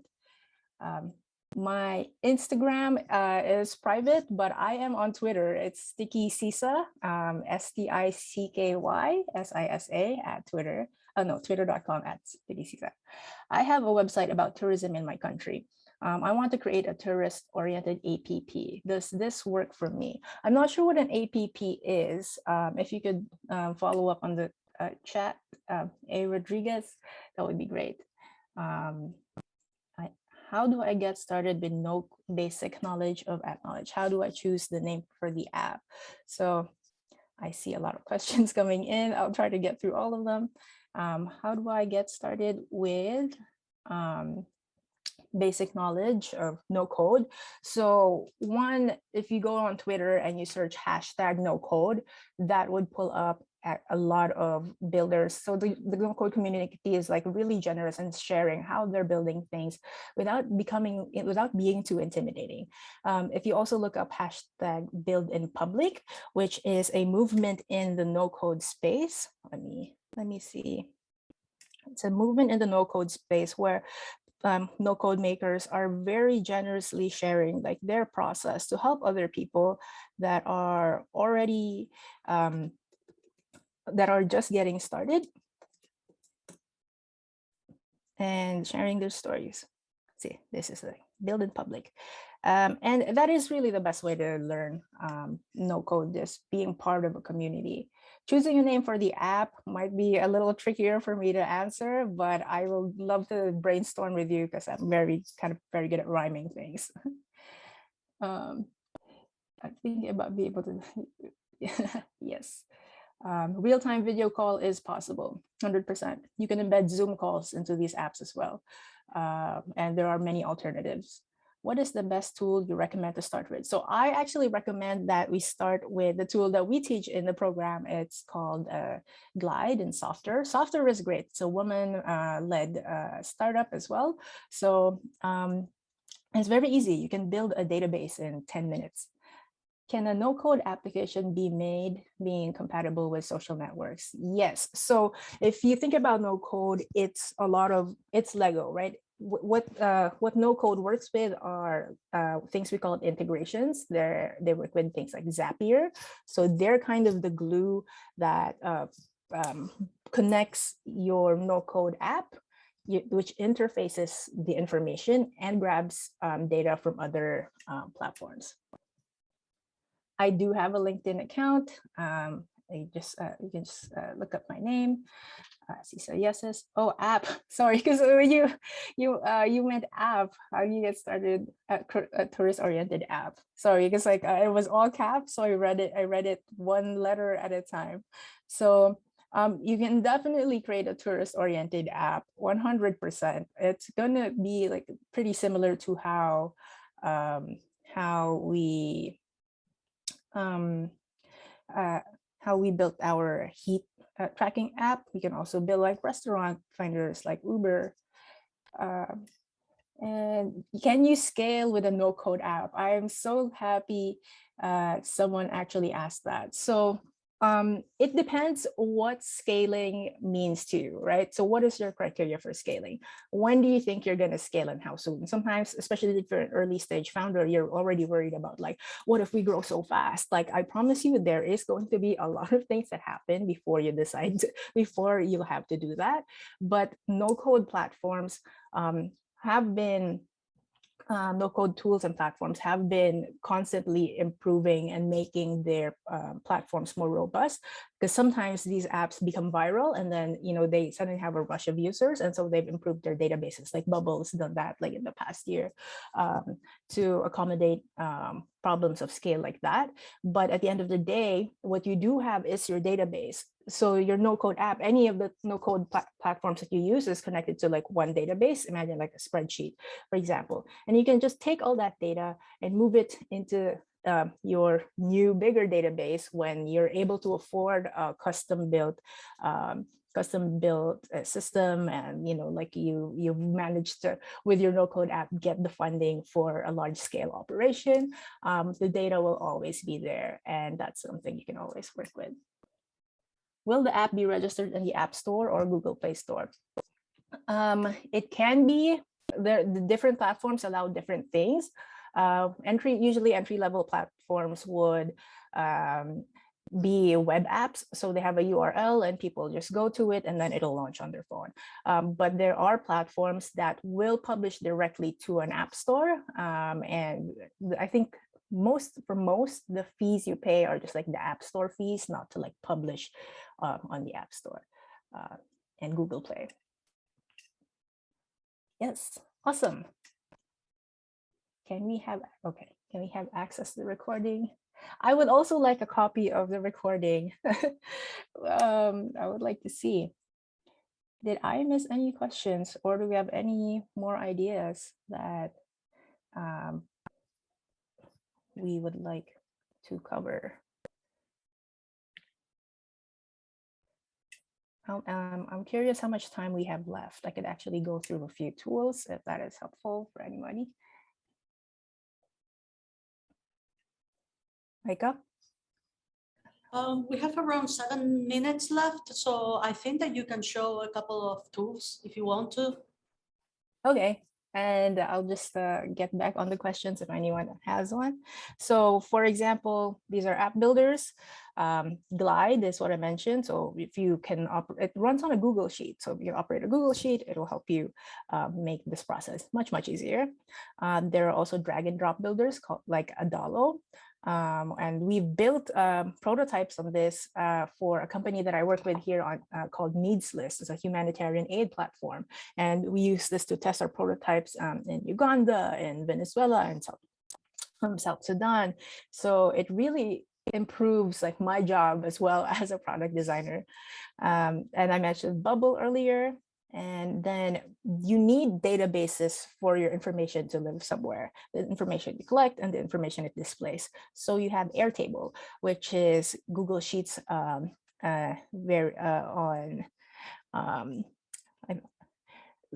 like a hyped up Google Sheets. the words escape me.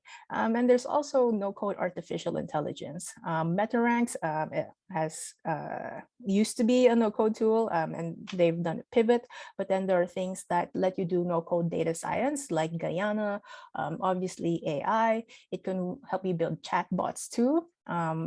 That work with voice. So if you're trying to make an inclusive app like for people that actually have difficulty reading, you can use this as well. And actually, the chatbots are great to prototype your app too. So before you even do any designing, you can see how like information flows and how people respond to information. So my goal is to help you save money before you lose time. And then here is Video Ask, which is what I showed you earlier that I embedded into my web app. And you have no code games that you can do with BuildBox.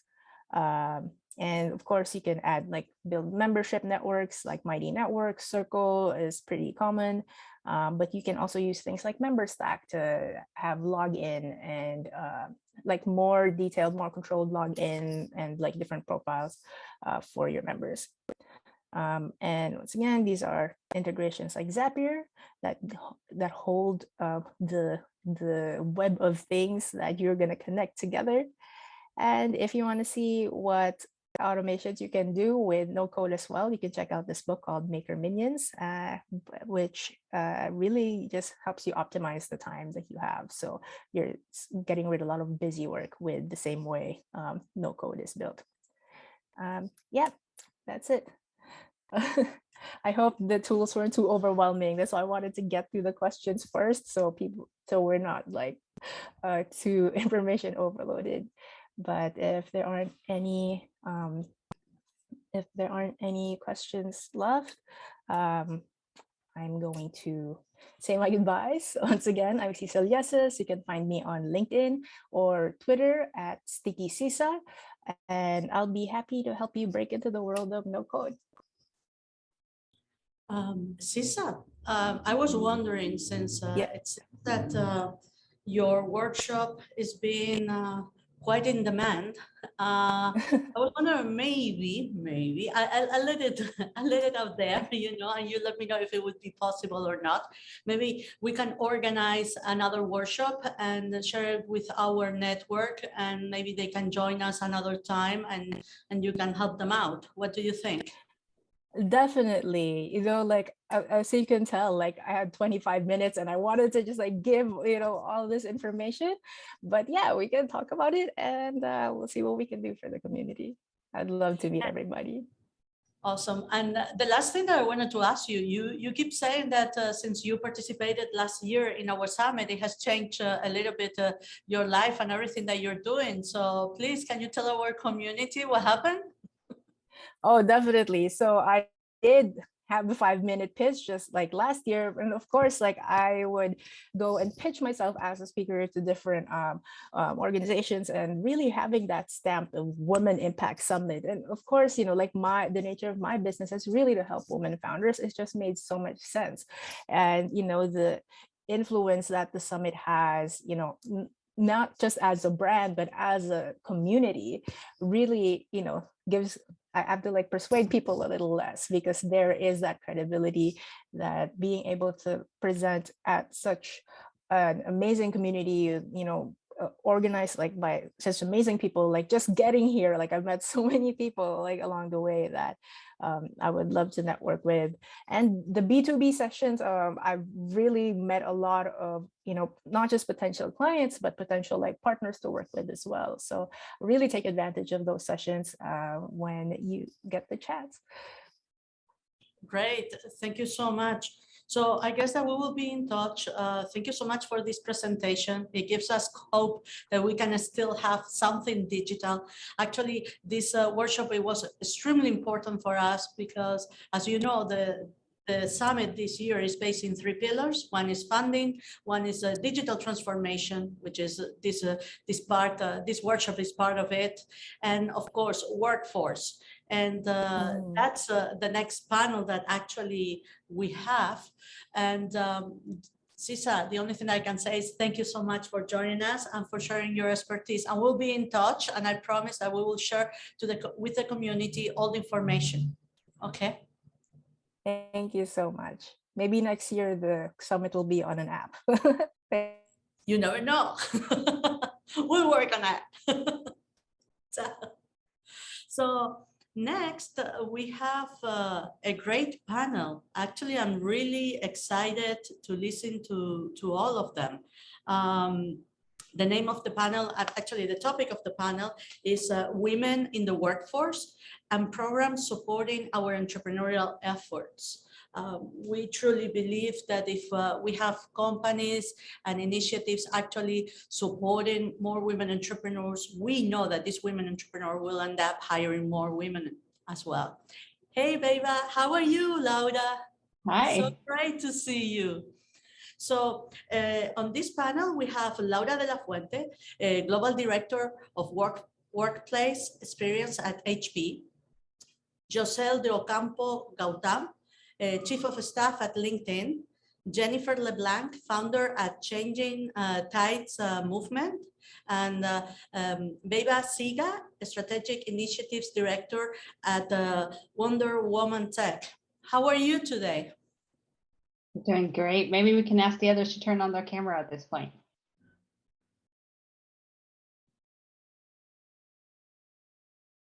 I guess that everyone is ready. Yeah. I am for sure. I can't wait to hear all of you. I'll see you later and enjoy the panel. Thank you so much. So Jen and Giselle, can you turn on your cameras and your microphones at this point? I'm going to start the introductions in the meantime. Thank you, Micah. Like she said, I'm Laura de la Fuente, and I've dedicated my career to creating work environments or workplace environments that enhance people's daily experience. So we really want them to have a good day since they spend 8 hours a day at work. Particular passion for creating flexible work programs. Hopefully we'll get to talk more about that, but today I'm here to introduce Jen. She's the author of 2 Amazon bestsellers. One is Launching for Revenue and How to Launch Your Products, Services, or Company for Maximum Growth and Changing Tides. Changing Tides, Powerful Strategies for Female Founders. She's the CEO of Think Results Marketing, a top Silicon Valley marketing agency that has raised over $2 billion in revenue and funding for her clients. She is also the founder of Changing Tides Movement, a global community for female founders, investors, and allies, where members have raised more than $15 million in the past 18 months. She serves over 250,000 customers and has been featured in Fast Company, Forbes, and Wired. So it's a pleasure to be here with you, Jen. I also have with me Giselle. She is the Chief of Staff at LinkedIn's largest business. She's responsible for strategy, operations, and financial budgets for LinkedIn's Talent Solutions, Learning Solutions, and Glint Engineering organizations.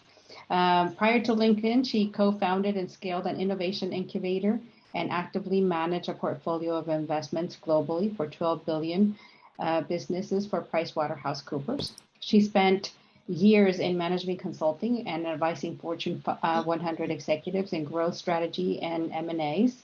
She got her start as an investment banker on Wall Street, and she's passionate about the intersection of finance, technology, and economic development. She's also a board member of Credit Due and a member of the United Nations Nexus. Welcome, Giselle. And lastly, we have Baiba.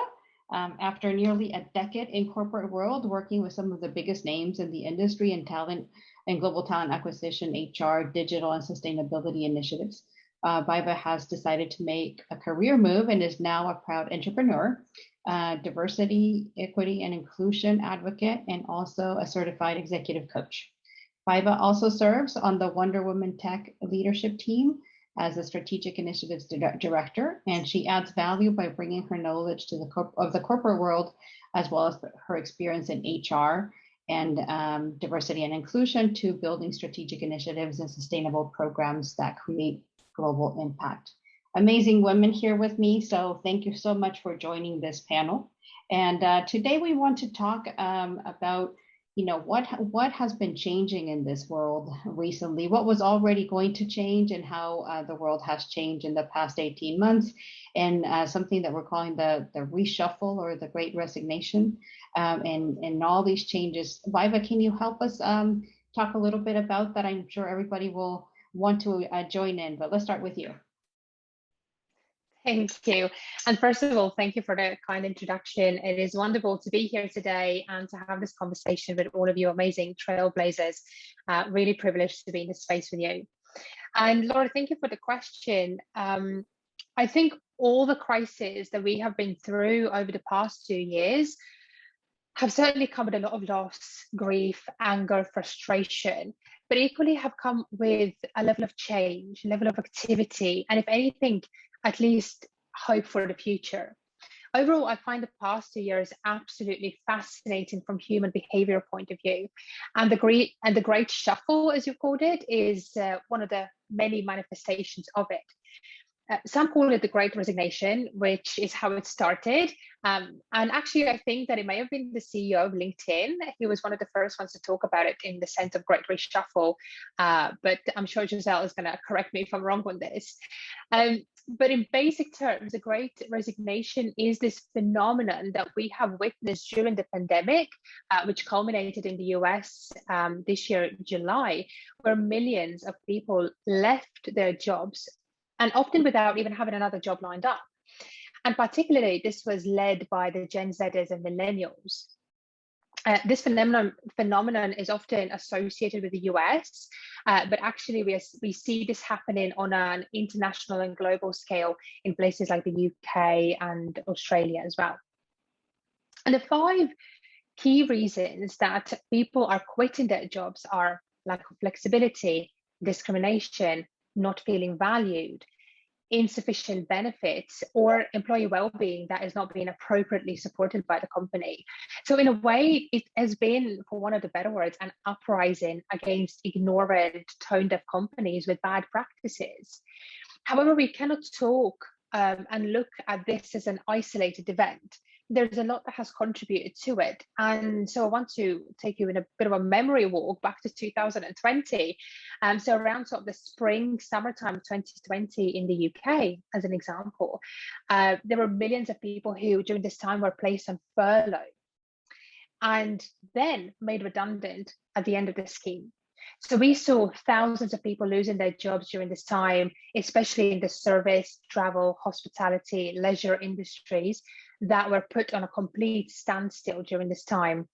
And at that time, I was employed by one of the heavyweights in travel and hospitality industry. So I remember this time very, very vividly. So there was this real sense of anxiety, even desperation in the air when people were made redundant and were afraid of not being able to find another job and as a result feed their families or pay their bills. Now, fast forward to the US, December 2020, 140,000 people lost their jobs in the space of a month. And this is how it was reported in a lot of news agents such as Washington Post. 140,000 people lost their jobs. Yet when we look closer, 100% of these quote unquote people were in fact women. And when we look even closer, in fact, these were women of color. So obviously this opened up a whole different kind of worms and exposed just how many inequities there are in the job spread, in the HR practices. And it's shown a light on the most vulnerable and affected by the economic and social instabilities. But that's a whole separate conversation. So this whole 2020 was one crisis after another. We had COVID really taking off. We had Black Lives Matter hitting the global stage in conversations about systemic racism. We had mass redundancies. We had lockdowns and shutdowns that small businesses suffered from the most. And so there was this speculation about economic crisis and the worst economic crisis since World War II, and worse than what we went through in 2008. However, there are a lot of things that flipped this speculation on its head. And one of those things was, if we look at the housing or the real estate market, for a brief moment, it was put on hold as banks were reluctant to lend money. However, that got flipped quickly, and actually real estate prices have been soaring ever since. Second thing, in the US alone, 4 million application forms were received for starting new businesses, of which many were by women. And third of all, coming back to this Great Resignation or reshuffle, was almost as though reclaiming our power as workers and showing that we have the say and the power to decide who to and when to give our time and energy. And as a result, right now, there are over 1 million vacancies in the UK that companies are struggling to fill. So once again, it's been fascinating how much controversy and paradoxes this pandemic and all its crises within it have arrived with, and how much it has shifted our fundamental behaviors and value systems. Laura, you're on mute.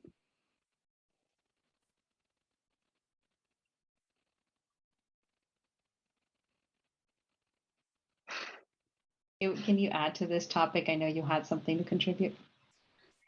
Absolutely. I think, many of the things that happened during the pandemic that everyone, sort of describes as a crisis were actually blooming beforehand. I think Viva's completely right. And they just were laid bare by that pandemic. So, sort of context for me, my first career was as a scientist, mostly on boats with all male crews. And then I went into tech marketing, mostly in all male boardrooms. So, I think women, especially women of color, have been experiencing for a long time, microaggressions and, death by 1,000 cuts. And I think, having that experience, and having the time to think, being laid off, being made redundant, not, having, working from home, we all had a lot of time to think in 2020. And I think a lot of women said, you know what, I don't want to do that. I think your 5 points were exactly right. I don't want to have these experiences in my life. This is my time. This is my energy. And I don't want to do it that way. I don't want to swim uphill. I want to do it my way. And so what we see is, Barbie mentioned this as well, is that women chose to start businesses. Those who had that sort of penchant said, okay, I've been made redundant. I may as well, right?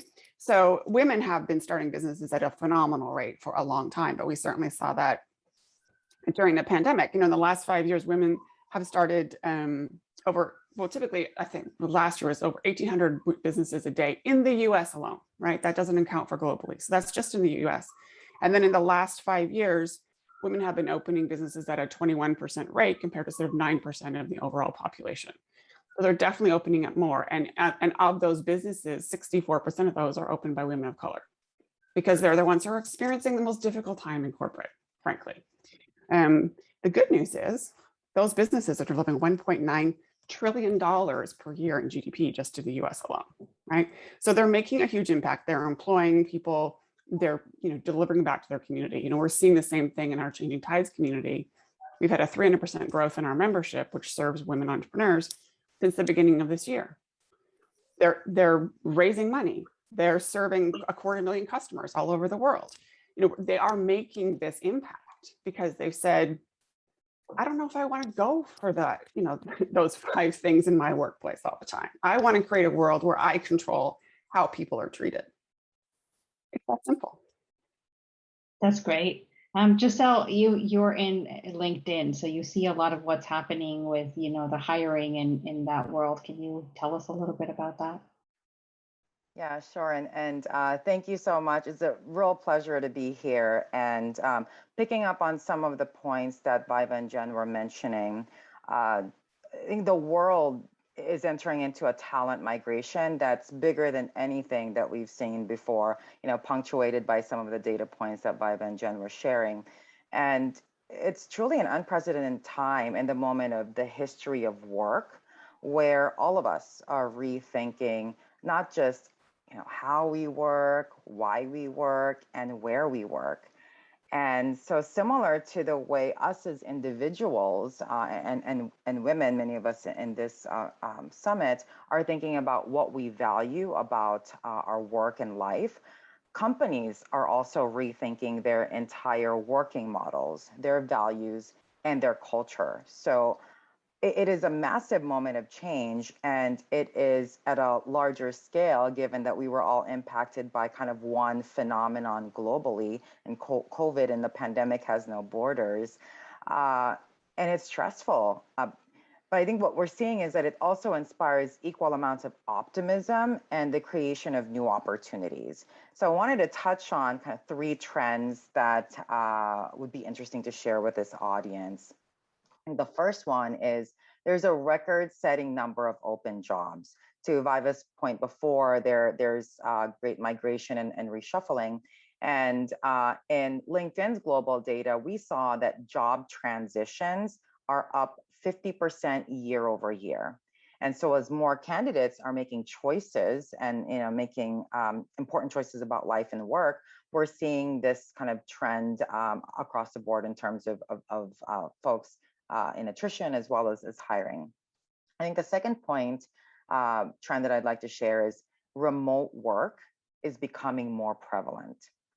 And from a data standpoint, we've seen that remote job postings on our LinkedIn platform has increased more than 5 times over the course of the pandemic. Jen, you were mentioning, kind of like the types of choices that people are making, and to have this type of opportunity to see some of those trends in a space that we've not seen before, I think creates more kind of opportunities and ideas. And then the third trend to share is that there is a digital skill revolution. And this was likely happening before, but there's, crises have this interesting thing of accelerating what is written about as our 4th industrial revolution. And so Microsoft, which is our LinkedIn parent company, has estimated that over the course of the next 5 years, the global workforce will have around 149 million new tech-related jobs. So if we think of where we are, Viva mentioned to us, some of the trends, like in our kind of 2020, we're now in 2021, and some of those similar kind of work and life trends carry on. And there's this kind of new areas of people reskilling or creating new, learning new skills in this new world of either hybrid or remote work, and this kind of new paradigm and shifts in working. Thank you so much, Giselle. And I know all of us have gone from the corporate world into entrepreneurial and then back to corporate world and so forth. But Viva was interested in sharing her story of this change. Yeah. As I mentioned earlier, in early 2020, I was employed by one of the biggest players in the travel and hospitality industry, and they were hit hard. They went from being proudly profitable to making nearly 50% of their employee base redundant in the space of 3 months. My role was one of the roles that was hit with this redundancy. So that time was when I was debating, obviously, my own future. Do I go back and work for another corporate, or do I do something myself? And while in my previous role, I was already very actively involved in D&I as part of my role in the people team. But doing this work in a constraint of bureaucratic space and bureaucratic constraints, rather, it just didn't excite me, to not say anything more. And I wanted to see a new paradigm. I wanted to directly serve the humanity. So I started my own business in culture transformation space specifically, which obviously has diversity and inclusion element at the very core of it. So I've been an entrepreneur for about 18 months now, have been blessed to work with various organizations, big and small, public and private, governments. I've done some work with the European Union. So it's been extremely busy, but equally very hopeful and rewarding time. So I very directly have experienced the peaks and troughs that pandemic has brought, from being made redundant, living on unemployment allowance, starting the business, and now being here, proudly talking about it. But when it comes to Wonder Women Tech, I have worked with them for probably about 5-6 years now with the founder Lisa May. And this year, I was invited by Lisa May to join her as a strategic initiatives director to help her through this fundamental pivot that she was planning from being a charity for over the past 10 years into being a business. But we were doing that. We were going through, all of this change and pivot while we were still scarred by the pandemic in one way or another. Wonder Women Tech had lost all of their funding during that time. And though it was stressful, it was also an opportunity for us to pause, take a step back, and really look at the way we serve the humanity and how we show up for each other. So we wanted to show up more in this space or this intersection of people and technology. We redefined what partnerships meant to us and how we want to engage with our partners to build this new paradigm and bring a new level of consciousness in the DEI space.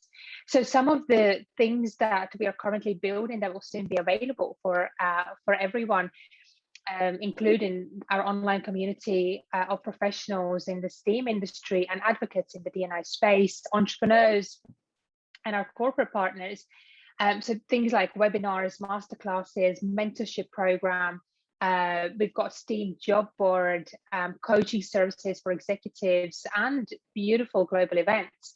So it's a truly immersive ecosystem that we have created during the worst time during pandemic, and that has support inclusion, belonging, learning, and growth at the very, very core of it. So very, very excited to launch these elements very, very soon and collectively build a new paradigm.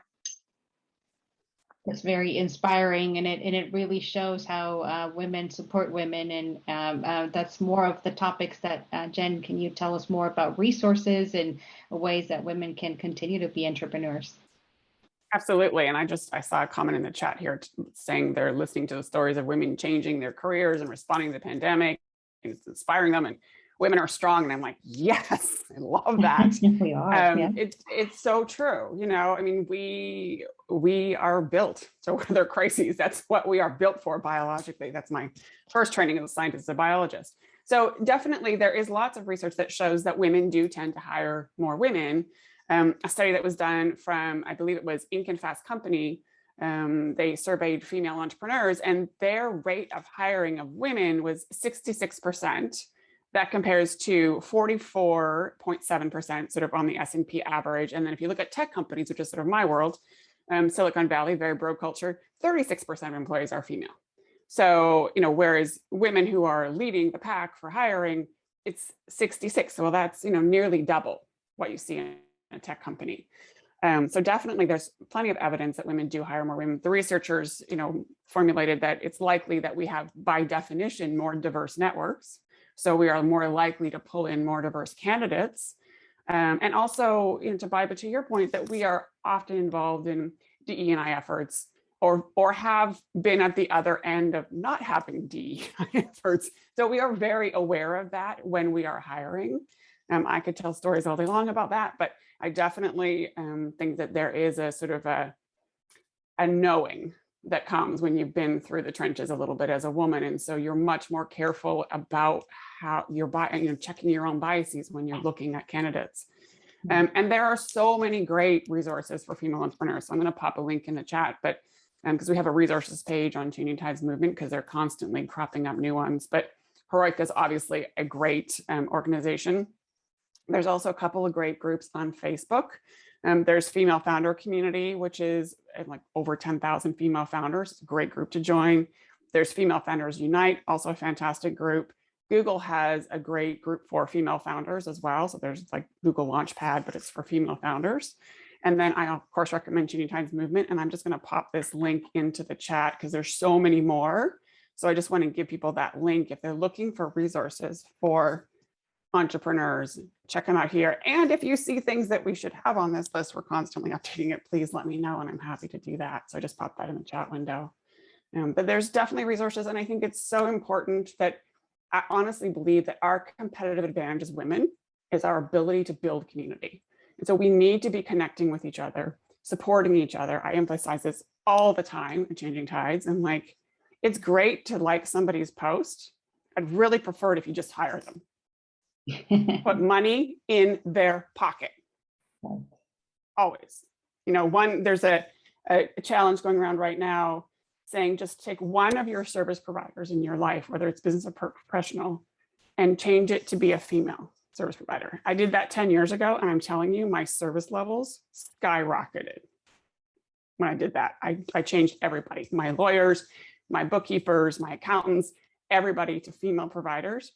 I get so much better service than I had when I had all male providers. Just saying. I support that. I have all female providers too, and try to do that even you know, in work and outside, just doing little grains wherever you can. Exactly. Like if you're going to have a dinner party, if you know we ever get back to doing those, and you want to hire a caterer, look for a female-led caterer. Just those little things make, you know, we need to support each other. Right. This has been wonderful, ladies. Thank you so much for joining us, for sharing your wisdom. It is very inspiring to see that women can change their careers, change their lives, and continue to go. We are built to endure change and to support others in this change. So that is fantastic. And I think we have 2 minutes, so I'm going to ask Laura a question. Laura, yes. Tell us about what you were doing at HP. And the changes you've made for women there, because I think it's an interesting story. Well, I work for HP as an employee workplace experience person, and what I really care about is building a flexible programs. So even before the pandemic, we had gotten the flexible work program approved. Became obviously more popular with the pandemic. But as we're doing the return to work, we're going to continue with that flexibility. And the flexibility is to really help people with work-life integration. It's especially designed to support women in the workforce, but obviously women are not the only ones who need the flexibility. Whatever reason people may have to need the flexibility, it's very important to support that and to be able to, you know, carry on with your life while still being in the workplace, and try to mix and match, you know, both of those things, and still feel successful and also successful as a family member. Whether you're a parent or a provider of any other kind, it's really important that you have that flexibility to continue supporting those you love. Wow, I've never seen such a thing. A panel finishing at least a couple of minutes earlier. I mean, you rock. That's the only thing that I'm gonna say. And I just personally want to thank all of you, because you have launched two very important messages. Things are gonna change. We're seeing that. And also women, we need to support each other. And I can't wait to continue our conversations. And also, as you know, I have plans for all of you, so we'll be in contact. I guarantee you that. Thank you so much for sharing today your knowledge, your expertise with all of us, and for being so sweet and caring with all our community. Thank you. Thank you, Micah. Thank you for having us. Cheers, everybody. Thank you. See you soon. Take care. And we're gonna have our last panel, and this last panel is actually a panel that it has been put with a lot of thought, because we've been following all these trends that have been going on around the world in the past year. So the next panel is about women creating impact in their communities. And I'm gonna be the moderator of this panel. But at the same time, we have amazing speakers. Among them, Pashtana Dorani, founder and executive director at Learn Afghanistan. Sarai Espinosa Salamanca, founder and CEO at Dreamers Roadmap. Masa Hakimi, founder at Hakimi Law and representing today Me Too Iran. And also Emily Endenshaw, President and CEO at Alaska Native Heritage Center. So welcome to all of you. And just to start this panel, we're gonna actually listen to the words of Pashtana Dorani. We had to record her, but I think that this will be a great start for our panel. So Vanessa, whenever you can. Okay. Hi, my name is Pashtana Durrani. I'm the Executive Director of Learn Afghanistan. I started this NGO in 2018 when my cousin couldn't go to school. And because we come from a rural and tribal family, most of the schools that are built in the city, or at least not built in the rural areas due to corruption or due to not being the focus area. And the reason we started with Learn was actually accidentally. I wanted to put Durdana in school. So I was like, okay, let's teach her how she can learn, and then we put her in school, but in the city. I started working with her. I start teaching her. We start experimenting with digital literacy, and later on, post 1 year, we sent her off to school. She gets enrolled, which was a big success. I'm like, okay, it's a good success, and I was probably going to move on to different things. And then I suddenly get a call from her, and she tells me, we don't have a physics and maths teacher. And when I go to the school, that school or any of the schools didn't have majority of the maths or the physics teacher. And that's where I understood that, okay, this is not just a rural problem. It's an educational gap that's pretty much in STEM, and it's throughout Afghanistan. And that's how I started with Learn. That's the background story. And apart from that, I subconsciously, because I was so involved in her learning, was because I grew up in a family that used to teach in refugee camp. My auntie used to teach, my mother used to teach. So it's pretty much how I was brought up. And that's the reason I feel education is the most powerful tool one can use to make sure that they empower not only the girls, but the whole society altogether. As I said, Learn was created out of one necessity, to fill in the gaps that are there, the holes that are there within the educational system of Afghanistan, but also look at solutions that are much more feasible, accessible throughout the country, that are much more able to fill the gaps. And that's the reason I started with Learn. Learn is a nonprofit that we started and registered in 2018. It focuses on healthcare, digital literacy, and sustainable livelihoods. We have right now evolved into these three branches. The first one is where we run an underground school where we are educating around 100 girls as we speak of right now in Kandahar. They are taught 2D animation, they are taught website development, they are taught graphics, they're also taught coding. And apart from that, we focus on the general education curriculum, and at the same time we focus on menstrual hygiene management, wash for their own hygiene.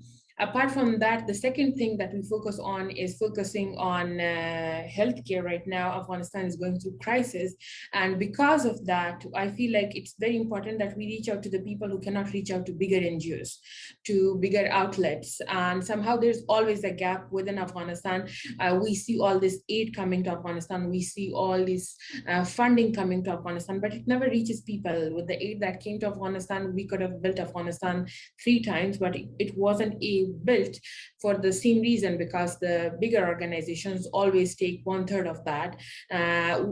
1/3 of it is actually reached to the people, and other is taken by the people who are actually supposed to be helping people. So with the healthcare, the initiative is simple. Any person, any woman who is in need of healthcare, cannot afford it, can go to a doctor. The doctor already has the capacity to give her free medical checkup, give her free ultrasounds, whatever tests she has to run, and apart from that, recommend whatever drugs, and even provide those for her. And this could be continuous in prenatal and postnatal healthcare, and that's what we have been doing for quite some time now, post-August in Afghanistan.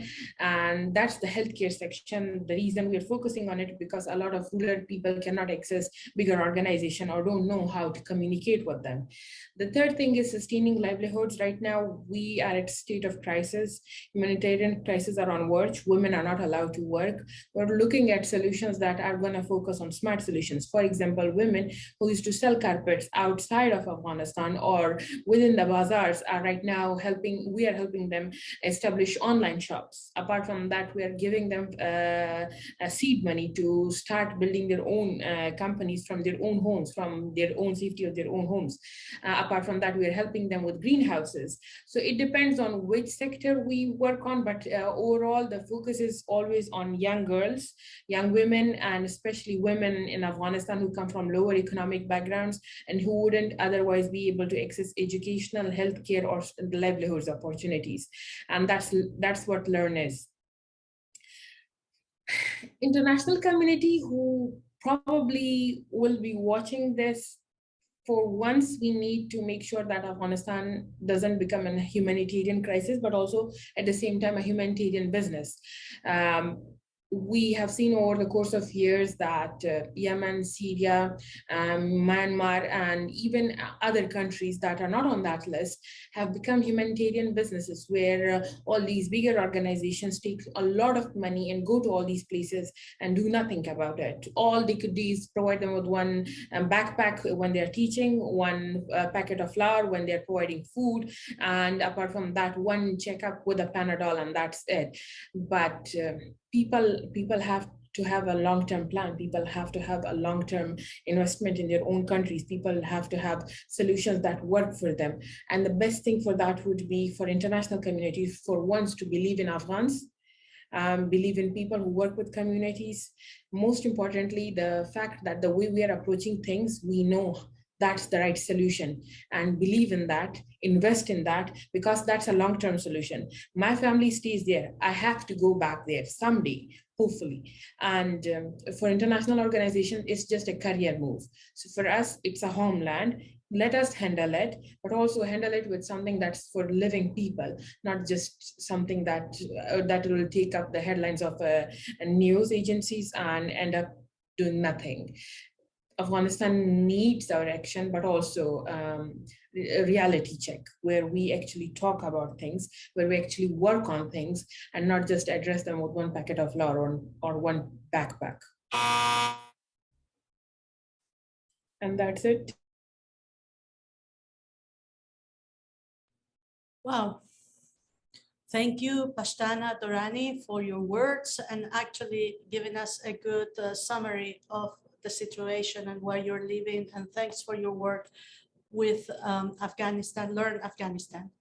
I think that this is a great introductory video to start our panel. Don't you think, Masa, Emily, Sarai? Sarai, I haven't seen you for such a long time. Good to see you again.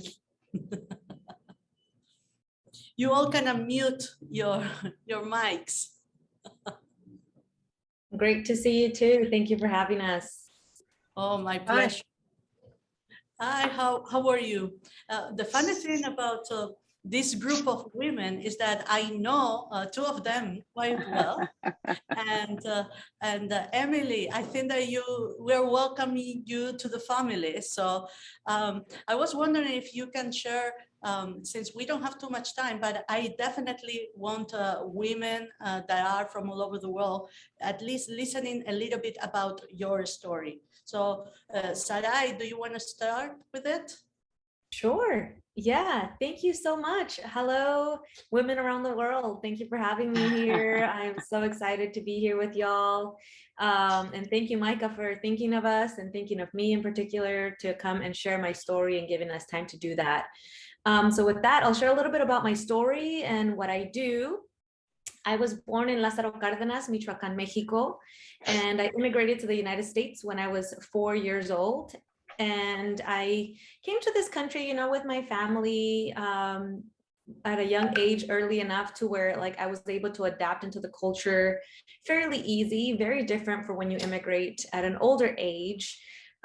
So in a sense, as an immigrant, I had that privilege that I came to the United States at such a young age. And I always knew that I was an immigrant.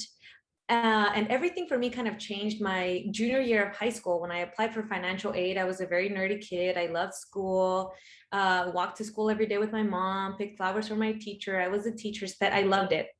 I loved it all. And for me, as the youngest of 11 children, I was the first in my family to really go through the educational system here in the United States. And the first one to really have those dreams and aspirations of going to college. And I was very well aware that my family didn't have the means to pay for my college education. And in order for me to kind of figure that out, I had to get very good grades to get a full ride scholarship, or at least that was my plan, or to get help from the government, like all my other friends. So when I do that and I apply for financial aid for the government, my junior year of high school, I find out that I am an undocumented immigrant. And being an undocumented immigrant in the United States, I didn't qualify for financial aid like my classmates did. And that, as you can imagine, kind of threw me out of a whirlwind. I was like, okay, well, what does this mean? Like, where else can I find money? There has to be a way for me to go to school. And I was able to build up the courage, if you will, because it felt a little bit of a lot. Like, it was so many things that I felt actually when I got this notice that I didn't qualify for financial aid. And I went to my counselor. I told her my situation. I was like, look, I have the grades, I have the extracurricular activities. I want to go to college, but I can't afford it. My parents had just self-deported to Mexico a year ago, I believe, when I applied for FAFSA. And I had no parents, and I had no savings, and I had no money, but I did have ambition, and I wanted to go to college. So then when I told her my situation and kind of my aspirations of what I wanted to do, she says, people like you don't go to college. And I'm just going to let that simmer, because it took me a minute to just and every time that I say this story, it really takes me back how an adult whose job is to counsel and guide young people into higher education says that to a child. And unfortunately, in the years that I've traveled the country and shared my story with thousands of students across the country, I continue to hear the same story, and it saddens me, because it is oftentimes these moments that are so crucial in a child's life that either makes you or breaks you in choosing to continue to higher education. So in my story and journey, it broke me. I fell into a deep depression. I isolated myself from everyone. My grades, I don't even know what happened to my grades. I graduated with honors because I was, again, a very nerdy kid. So I was already like doing really, really well. I kind of kept that up. But graduating high school was very traumatic for me. I remember senior year, like that day of commencement, I was frozen. Like, I didn't want to walk the stage, because as I saw my classmates all crossing the stage and having their college on their caps, I had no idea what I was going to do with my life, because I had no path. There was no clear guidance for students like myself in this country on what to do next. And this was a time in 2008 where there wasn't really a lot of talk of like being an immigrant and being in higher education. And there's a big movement of dreamers now that didn't exist back then. So graduating high school, thinking literally I was the only person in the country going through this, and I just had no idea what to do. And if there were others, I had no idea who they were, because this wasn't a trending topic. People weren't talking about this. And honestly, I think that when you find out like these kinds of things that you just didn't know, for me personally, I felt ashamed. I felt embarrassed. I felt that I had done something wrong when I hadn't. Like, I had done everything by the book. I had done everything that the country, that the academic system was asking me for. And yet I couldn't complete this final phase of getting into that portion. And it was just so heartbreaking for me. So then I graduated high school with no college plans. I leave Los Angeles, where I graduated, and I moved to the Bay Area. And it wasn't until I get to the Bay Area that somebody from my church, when I was a child, told me there were opportunities for students like me to go to college. They were just very hard to find. They weren't as popular. And you really had to know this specific niche of students to know where the resources were. So when she tells me this, and Sister Freeman is her name, when Sister Freeman tells me this, my mind just kind of like goes all over the place. I was like, wait a minute, so I can't go to school? Like, where do I find these resources? Like, who can help me find these things? And right after that, I started a blog where I posted all of this information. And mind you, probably only like 3 to 5 people ever saw this blog. Because it was a very new thing. Like, it wasn't very popular. I was just trying to start this and trying to figure out ways, like, how can I share this information? How can I amplify this work? And it started like that, with a blog that very few people knew about. But then that blog converted into something that I just never really thought would ever exist. In 2014, I entered this competition called the Voto Latino Innovators Challenge. and they were asking anybody in the country to solve a problem using technology. And for me, that was my window of opportunity. I'm like, okay, well, you know, the internet is technology. I've been working on this blog forever. And my dream is to make it into an app, because if it was an app, then more people would see it.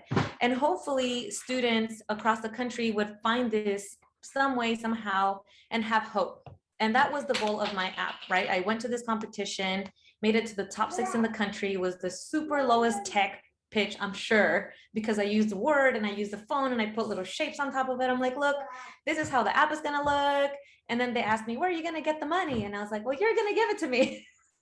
And all the judges just started laughing. I started laughing, but I was like, that's what I'm here for, you know, like I made it this far so that y'all can help me like make this into an actual thing. So long story short, I win first place in the country. I win $100,000 to come back home and build my dream app. Dreamers Roadmap went live on the App Store and Google Play April of 2016. To date, we've been able to help over 45,000 students find access to college. We're at a point now where we're hearing testimonies and success stories of all of the students and parents, community members that have gone through our platform and are just so grateful for the information. And for me, like when I built this app, my goal, and I remember because Forbes came to my office, I was on Forbes 30 under 30, which I didn't even know what it was when they came. And I was like, oh, that's nice, you know, just another interview. Later, I found out that was a very big deal. But when they came, you know, they asked me, what would success look like for you? And for me, I just thought back to that little Sarai that was 17 years old, graduating from high school, super hopeless. And for me, the answer was like, if I can change the life of one person, if one person who thinks that there's no pathway just sees this video, it still gets me all emotional, I'm sorry, and by this tool, that is success for me, because it's the tool that I wish I would have had when I was in high school. And to now say that it's helped 45,000+ people, it's just a dream come true. It's not perfect. I'm not perfect. We're still learning. We still have a lot to do and grow. But just the fact that it's out there and that I was able to use my own personal experience for this to change the lives of others has been a dream come true. And I hope to continue to grow it. I graduated from high school 13 years ago. I never finished my bachelor's, and I'm happy to announce that in January, I'm actually going back to school to finally finish my bachelor's. I'm going to Santa Clara State University. So to finish that promise that I made my parents when they self-deported, I'm still the first in the family who will potentially get a bachelor's. Out of all of the children that my mom had and grandchildren, no one has finished college. So I still want to continue to carry that torch and really bring it to the finish line so that could be the breaking of that cycle that then I hopefully with my education, you know, and I don't know if I heard it here or if I heard it, I don't know. Oh yes, in this video, like in the previous video that just came out of like education is the most powerful weapon we can use to change the world. And I believe that to my core. That's why I created Dreamers Roadmap. That's why I never gave up on my own dreams of finishing my education. And I honestly just want to get an education to continue to enhance my skills and knowledge to become a better community leader, to continue to create the change that I want to see in my community. Because if not us, then who? And if not now, when? So for me, I'm just super excited. And I don't know if I went over my time. I'm sorry. I talk a lot. No, but I love it. I mean, now everyone in the audience sees why I'm inviting you to this panel. And every time I cannot help it, but every time that I see you speak, sister, I always have one or two drops coming down my face. So I just want to say that I'm very proud of you, and that we're gonna share your app and your information in our social media. Don't worry, newsletter, and you know it's gonna come out there, because I was with you in Mexico when we were talking to those dreamers, and you know that we are all the way supporting your vision. So thank you so much, Sarai. Thank you so much. And feel free to connect with me on LinkedIn. I shared my link there, and that's my GoFundMe that literally went live like 2 hours ago, you guys. So this is like super fresh news. Awesome. Thank you so much. Emily, how are you? I'm doing well. Yeah, thank you. Oh my goodness, that's so powerful. Thank you, Sahari. So my name is Emily Edenshaw. My traditional introduction is Waka Winga Kanagnagiagak Kipiyugak. Hello everyone, my name is Emily Edenshaw. My Yupik name is Kanagnagiagak. I have the honor to live and work on the traditional homelands of the Dena'ina people in Anchorage, Alaska. I want to first start off by saying thank you so much for having me. I also want to say happy Alaska Native American Heritage Month.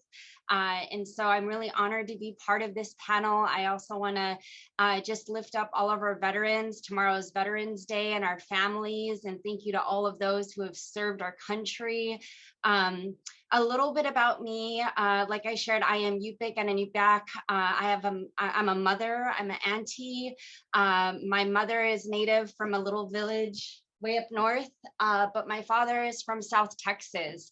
And so a little bit about me, and then I'll talk about the work that we're doing here at the Heritage Center, and I'll try to keep it under 5 minutes.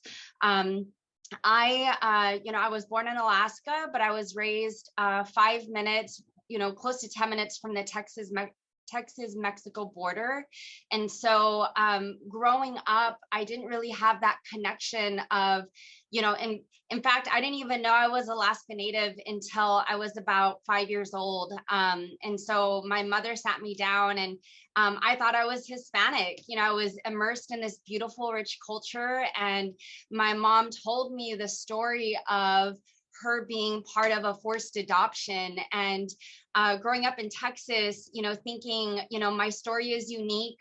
In my mind, I had thought, all of these indigenous people, my relatives, they all get to live in their communities. I'm over here in Texas. But what I've learned is that my story isn't unique. I wasn't raised in my community. Like I shared, my mother was part of a forced adoption, which wasn't uncommon during her time period. And my grandparents were also part of the boarding school era. And so these unique experiences that I thought were just, like I said, unique to me, they're pretty prominent within Indigenous communities. And so the reason why I'm sharing this is because that's been a really guiding force for me, reconnecting to my roots, reconnecting to my community. I moved back to Alaska in 2004 when I was 18.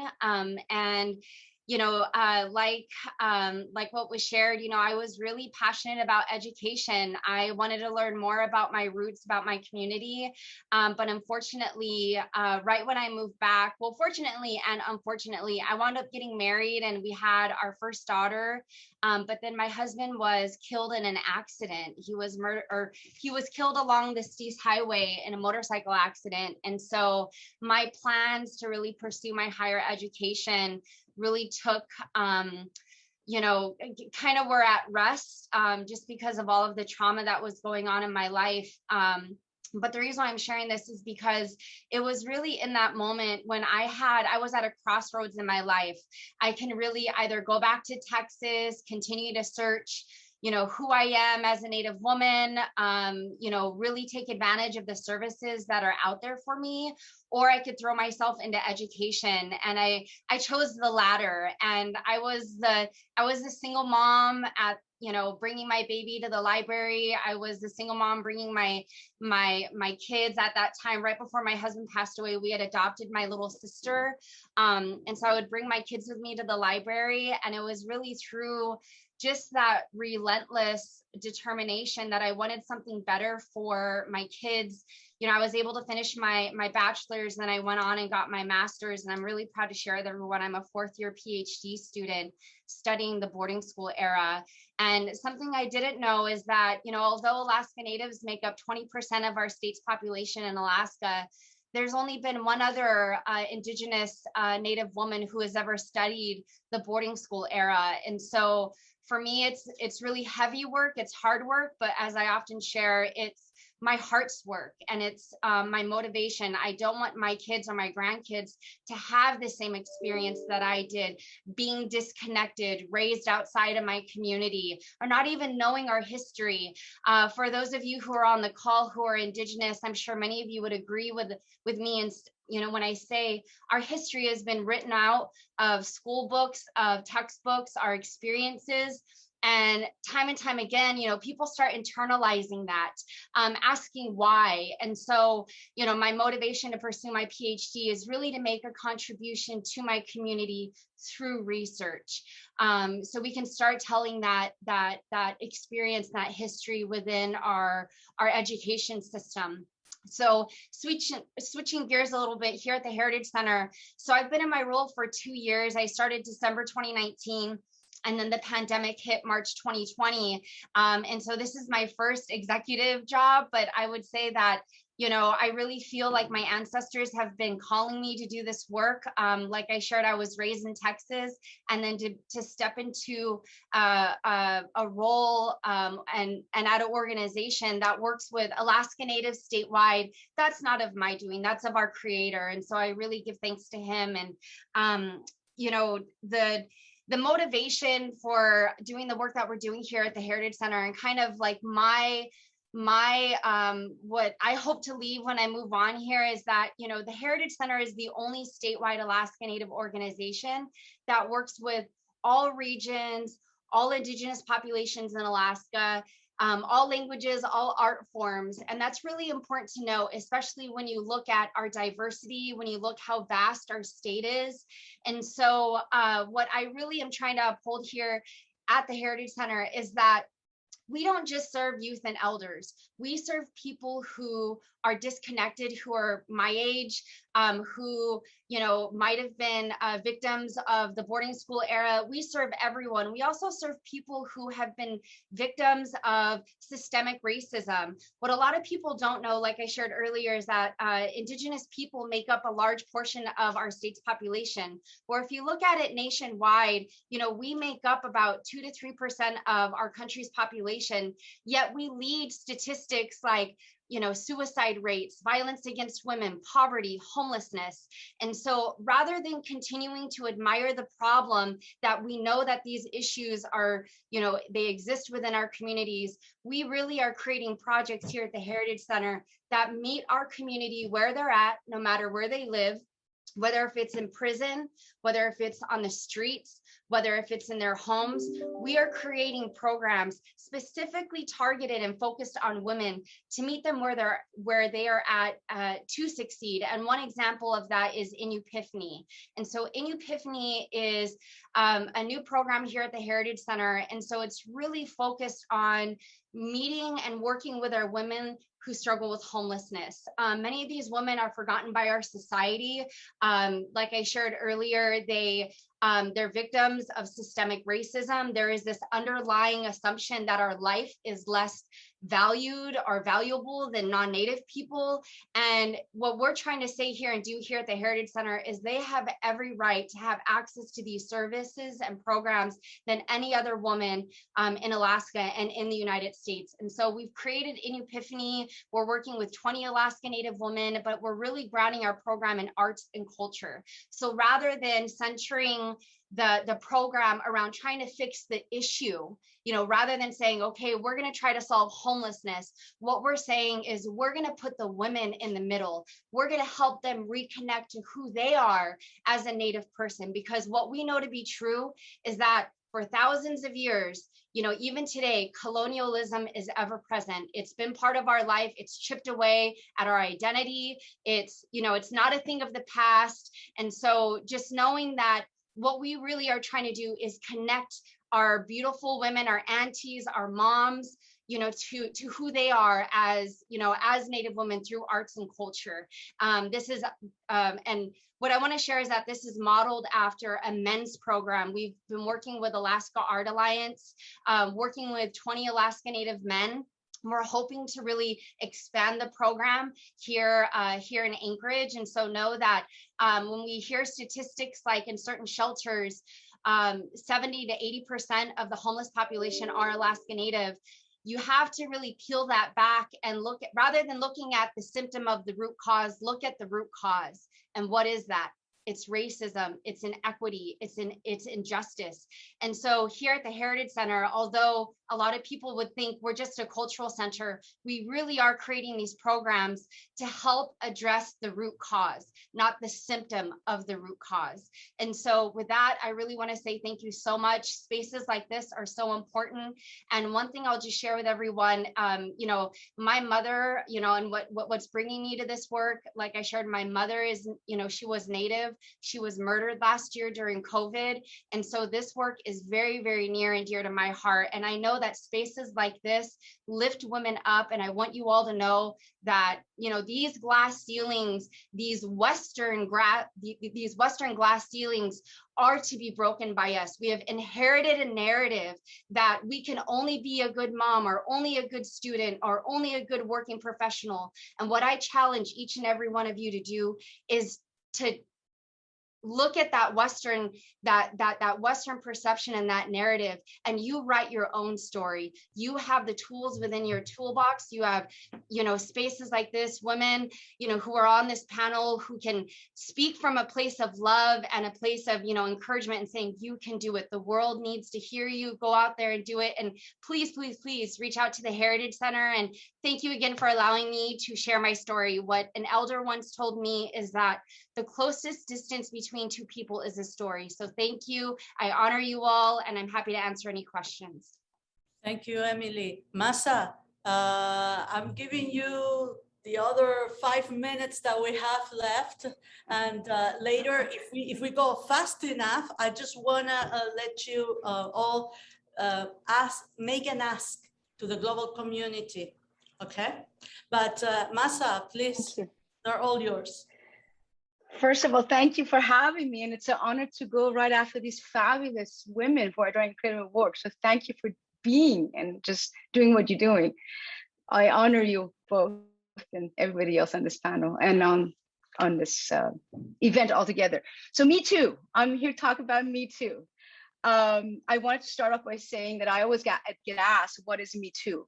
And I like to say that the concept Me Too is not new. It existed way before this hashtag came along.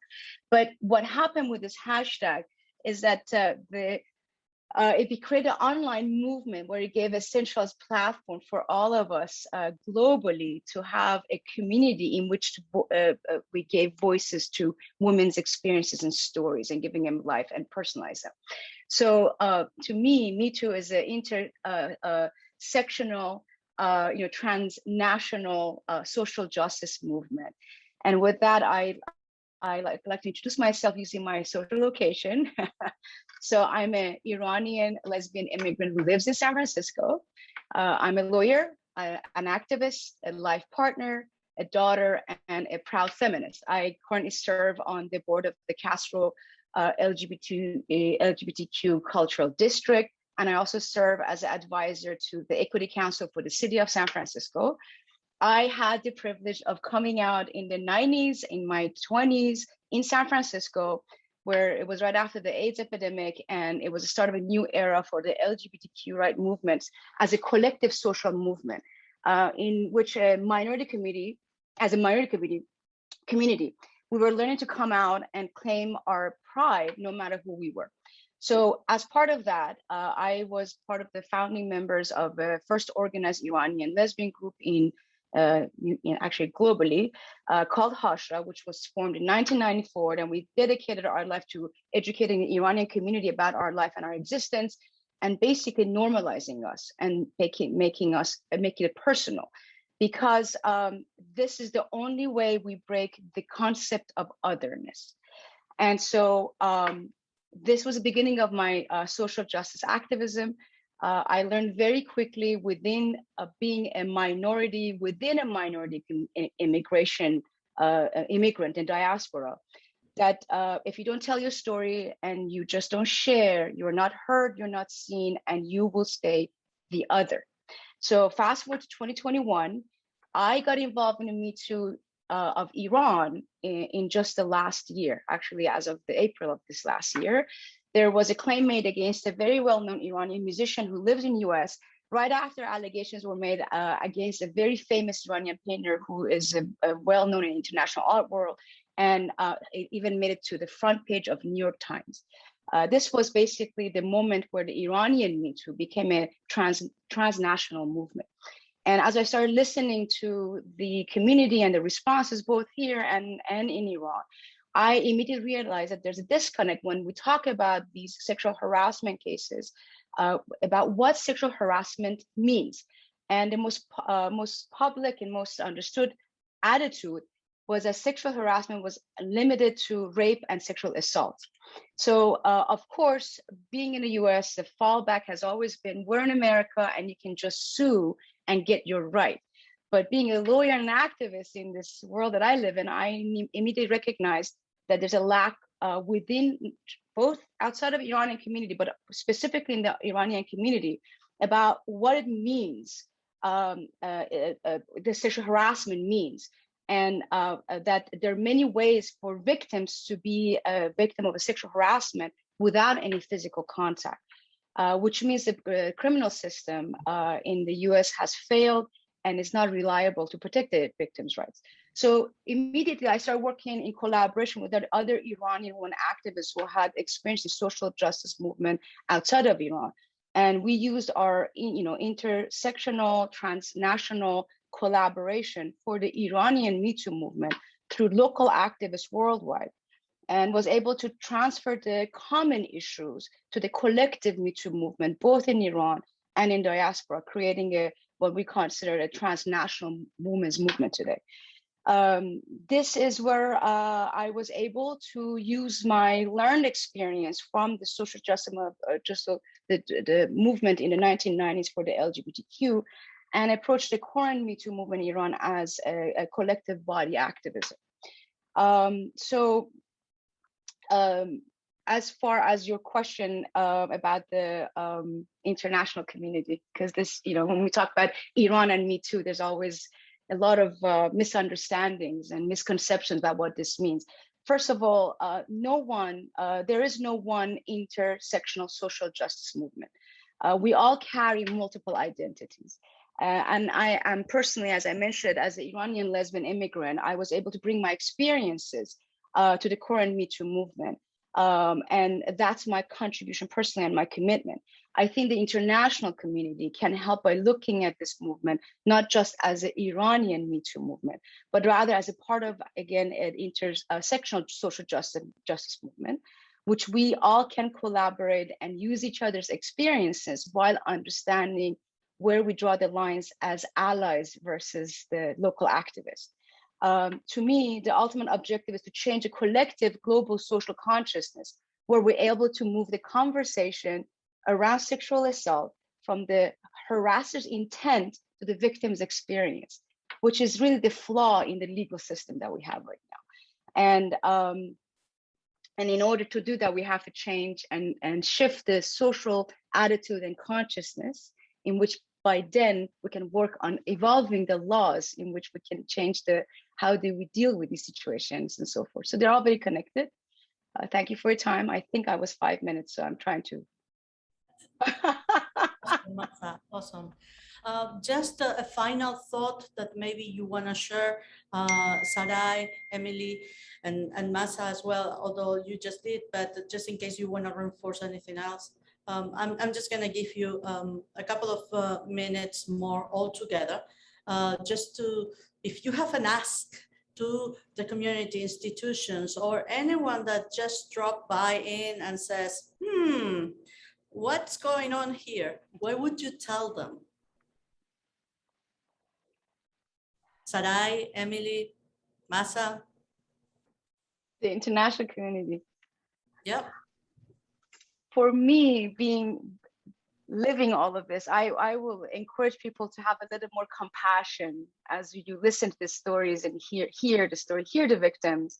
We're not here to save them. We're here to hold them and support and figure out how we can improve a society we live in where nobody has to live with these experiences anymore.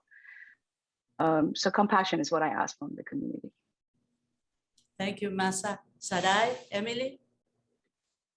For me, I think it was mentioned, I think just within the conversation of us three, but it's like the storytelling, as Emily mentioned. I think just allow yourself to be vulnerable and share your true, authentic self, because it's when you do that, at least in my experience, when you do that and you share what you're going through and you allow others to support you, which is something that I'm still learning, is when we grow, especially in spaces of women. Let's learn, let's continue to uplift each other, listen to each other, and find ways to support and uplift one another. Because I think that's how we get ahead, and that's how we continue to shift the needle to having more leadership of women, whether that's in Emily's point of creating these policies, creating budgets that benefit our community and our community's needs, and who better than us women who are part of these communities know where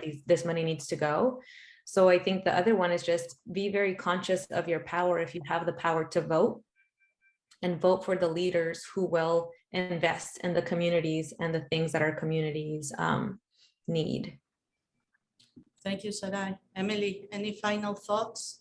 Sure. Yeah, I would say that just to echo what was, be vulnerable, lead with love, lead with your heart, listen. One thing we often say here at the Heritage Center, really we're operating from a place of our values. I would say that in line with kind of the theme of education, really educate yourself on the issues that rather than continuing to admire the problem or scratching your head, like wondering why, like our world needs your leadership. Something my auntie once told me when I was kind of young in my career, she said, Emily, don't be invited or don't be flattered to be invited to the meeting. Go to the meeting and speak your truth, even if your voice shakes. And that's something that, I hold close to my heart, that not to just be flattered to be invited to the meeting. Our world needs to hear what we have to say, and just educate yourself anywhere you go, especially within, in North America, you're on Indigenous lands, and educating yourselves and the power of education and the power of allyship, and knowing that Western society wants to put us at odds against each other. My struggle is worse than your struggle, and that is not us. That is, we need to work together. We're stronger together. And so thank you again. It's an honor to be part of this panel, and please reach out. Thank you. Can I just add something to Emily's ending? I was waiting for that, Masa. Yeah, I was waiting for that. I want to encourage us to lead with our commonalities, because we have a lot more that we share. We all carry multiple identities as people. And when we lead with that, we hear, and we can be more collective and conscious. So thank you, all of you.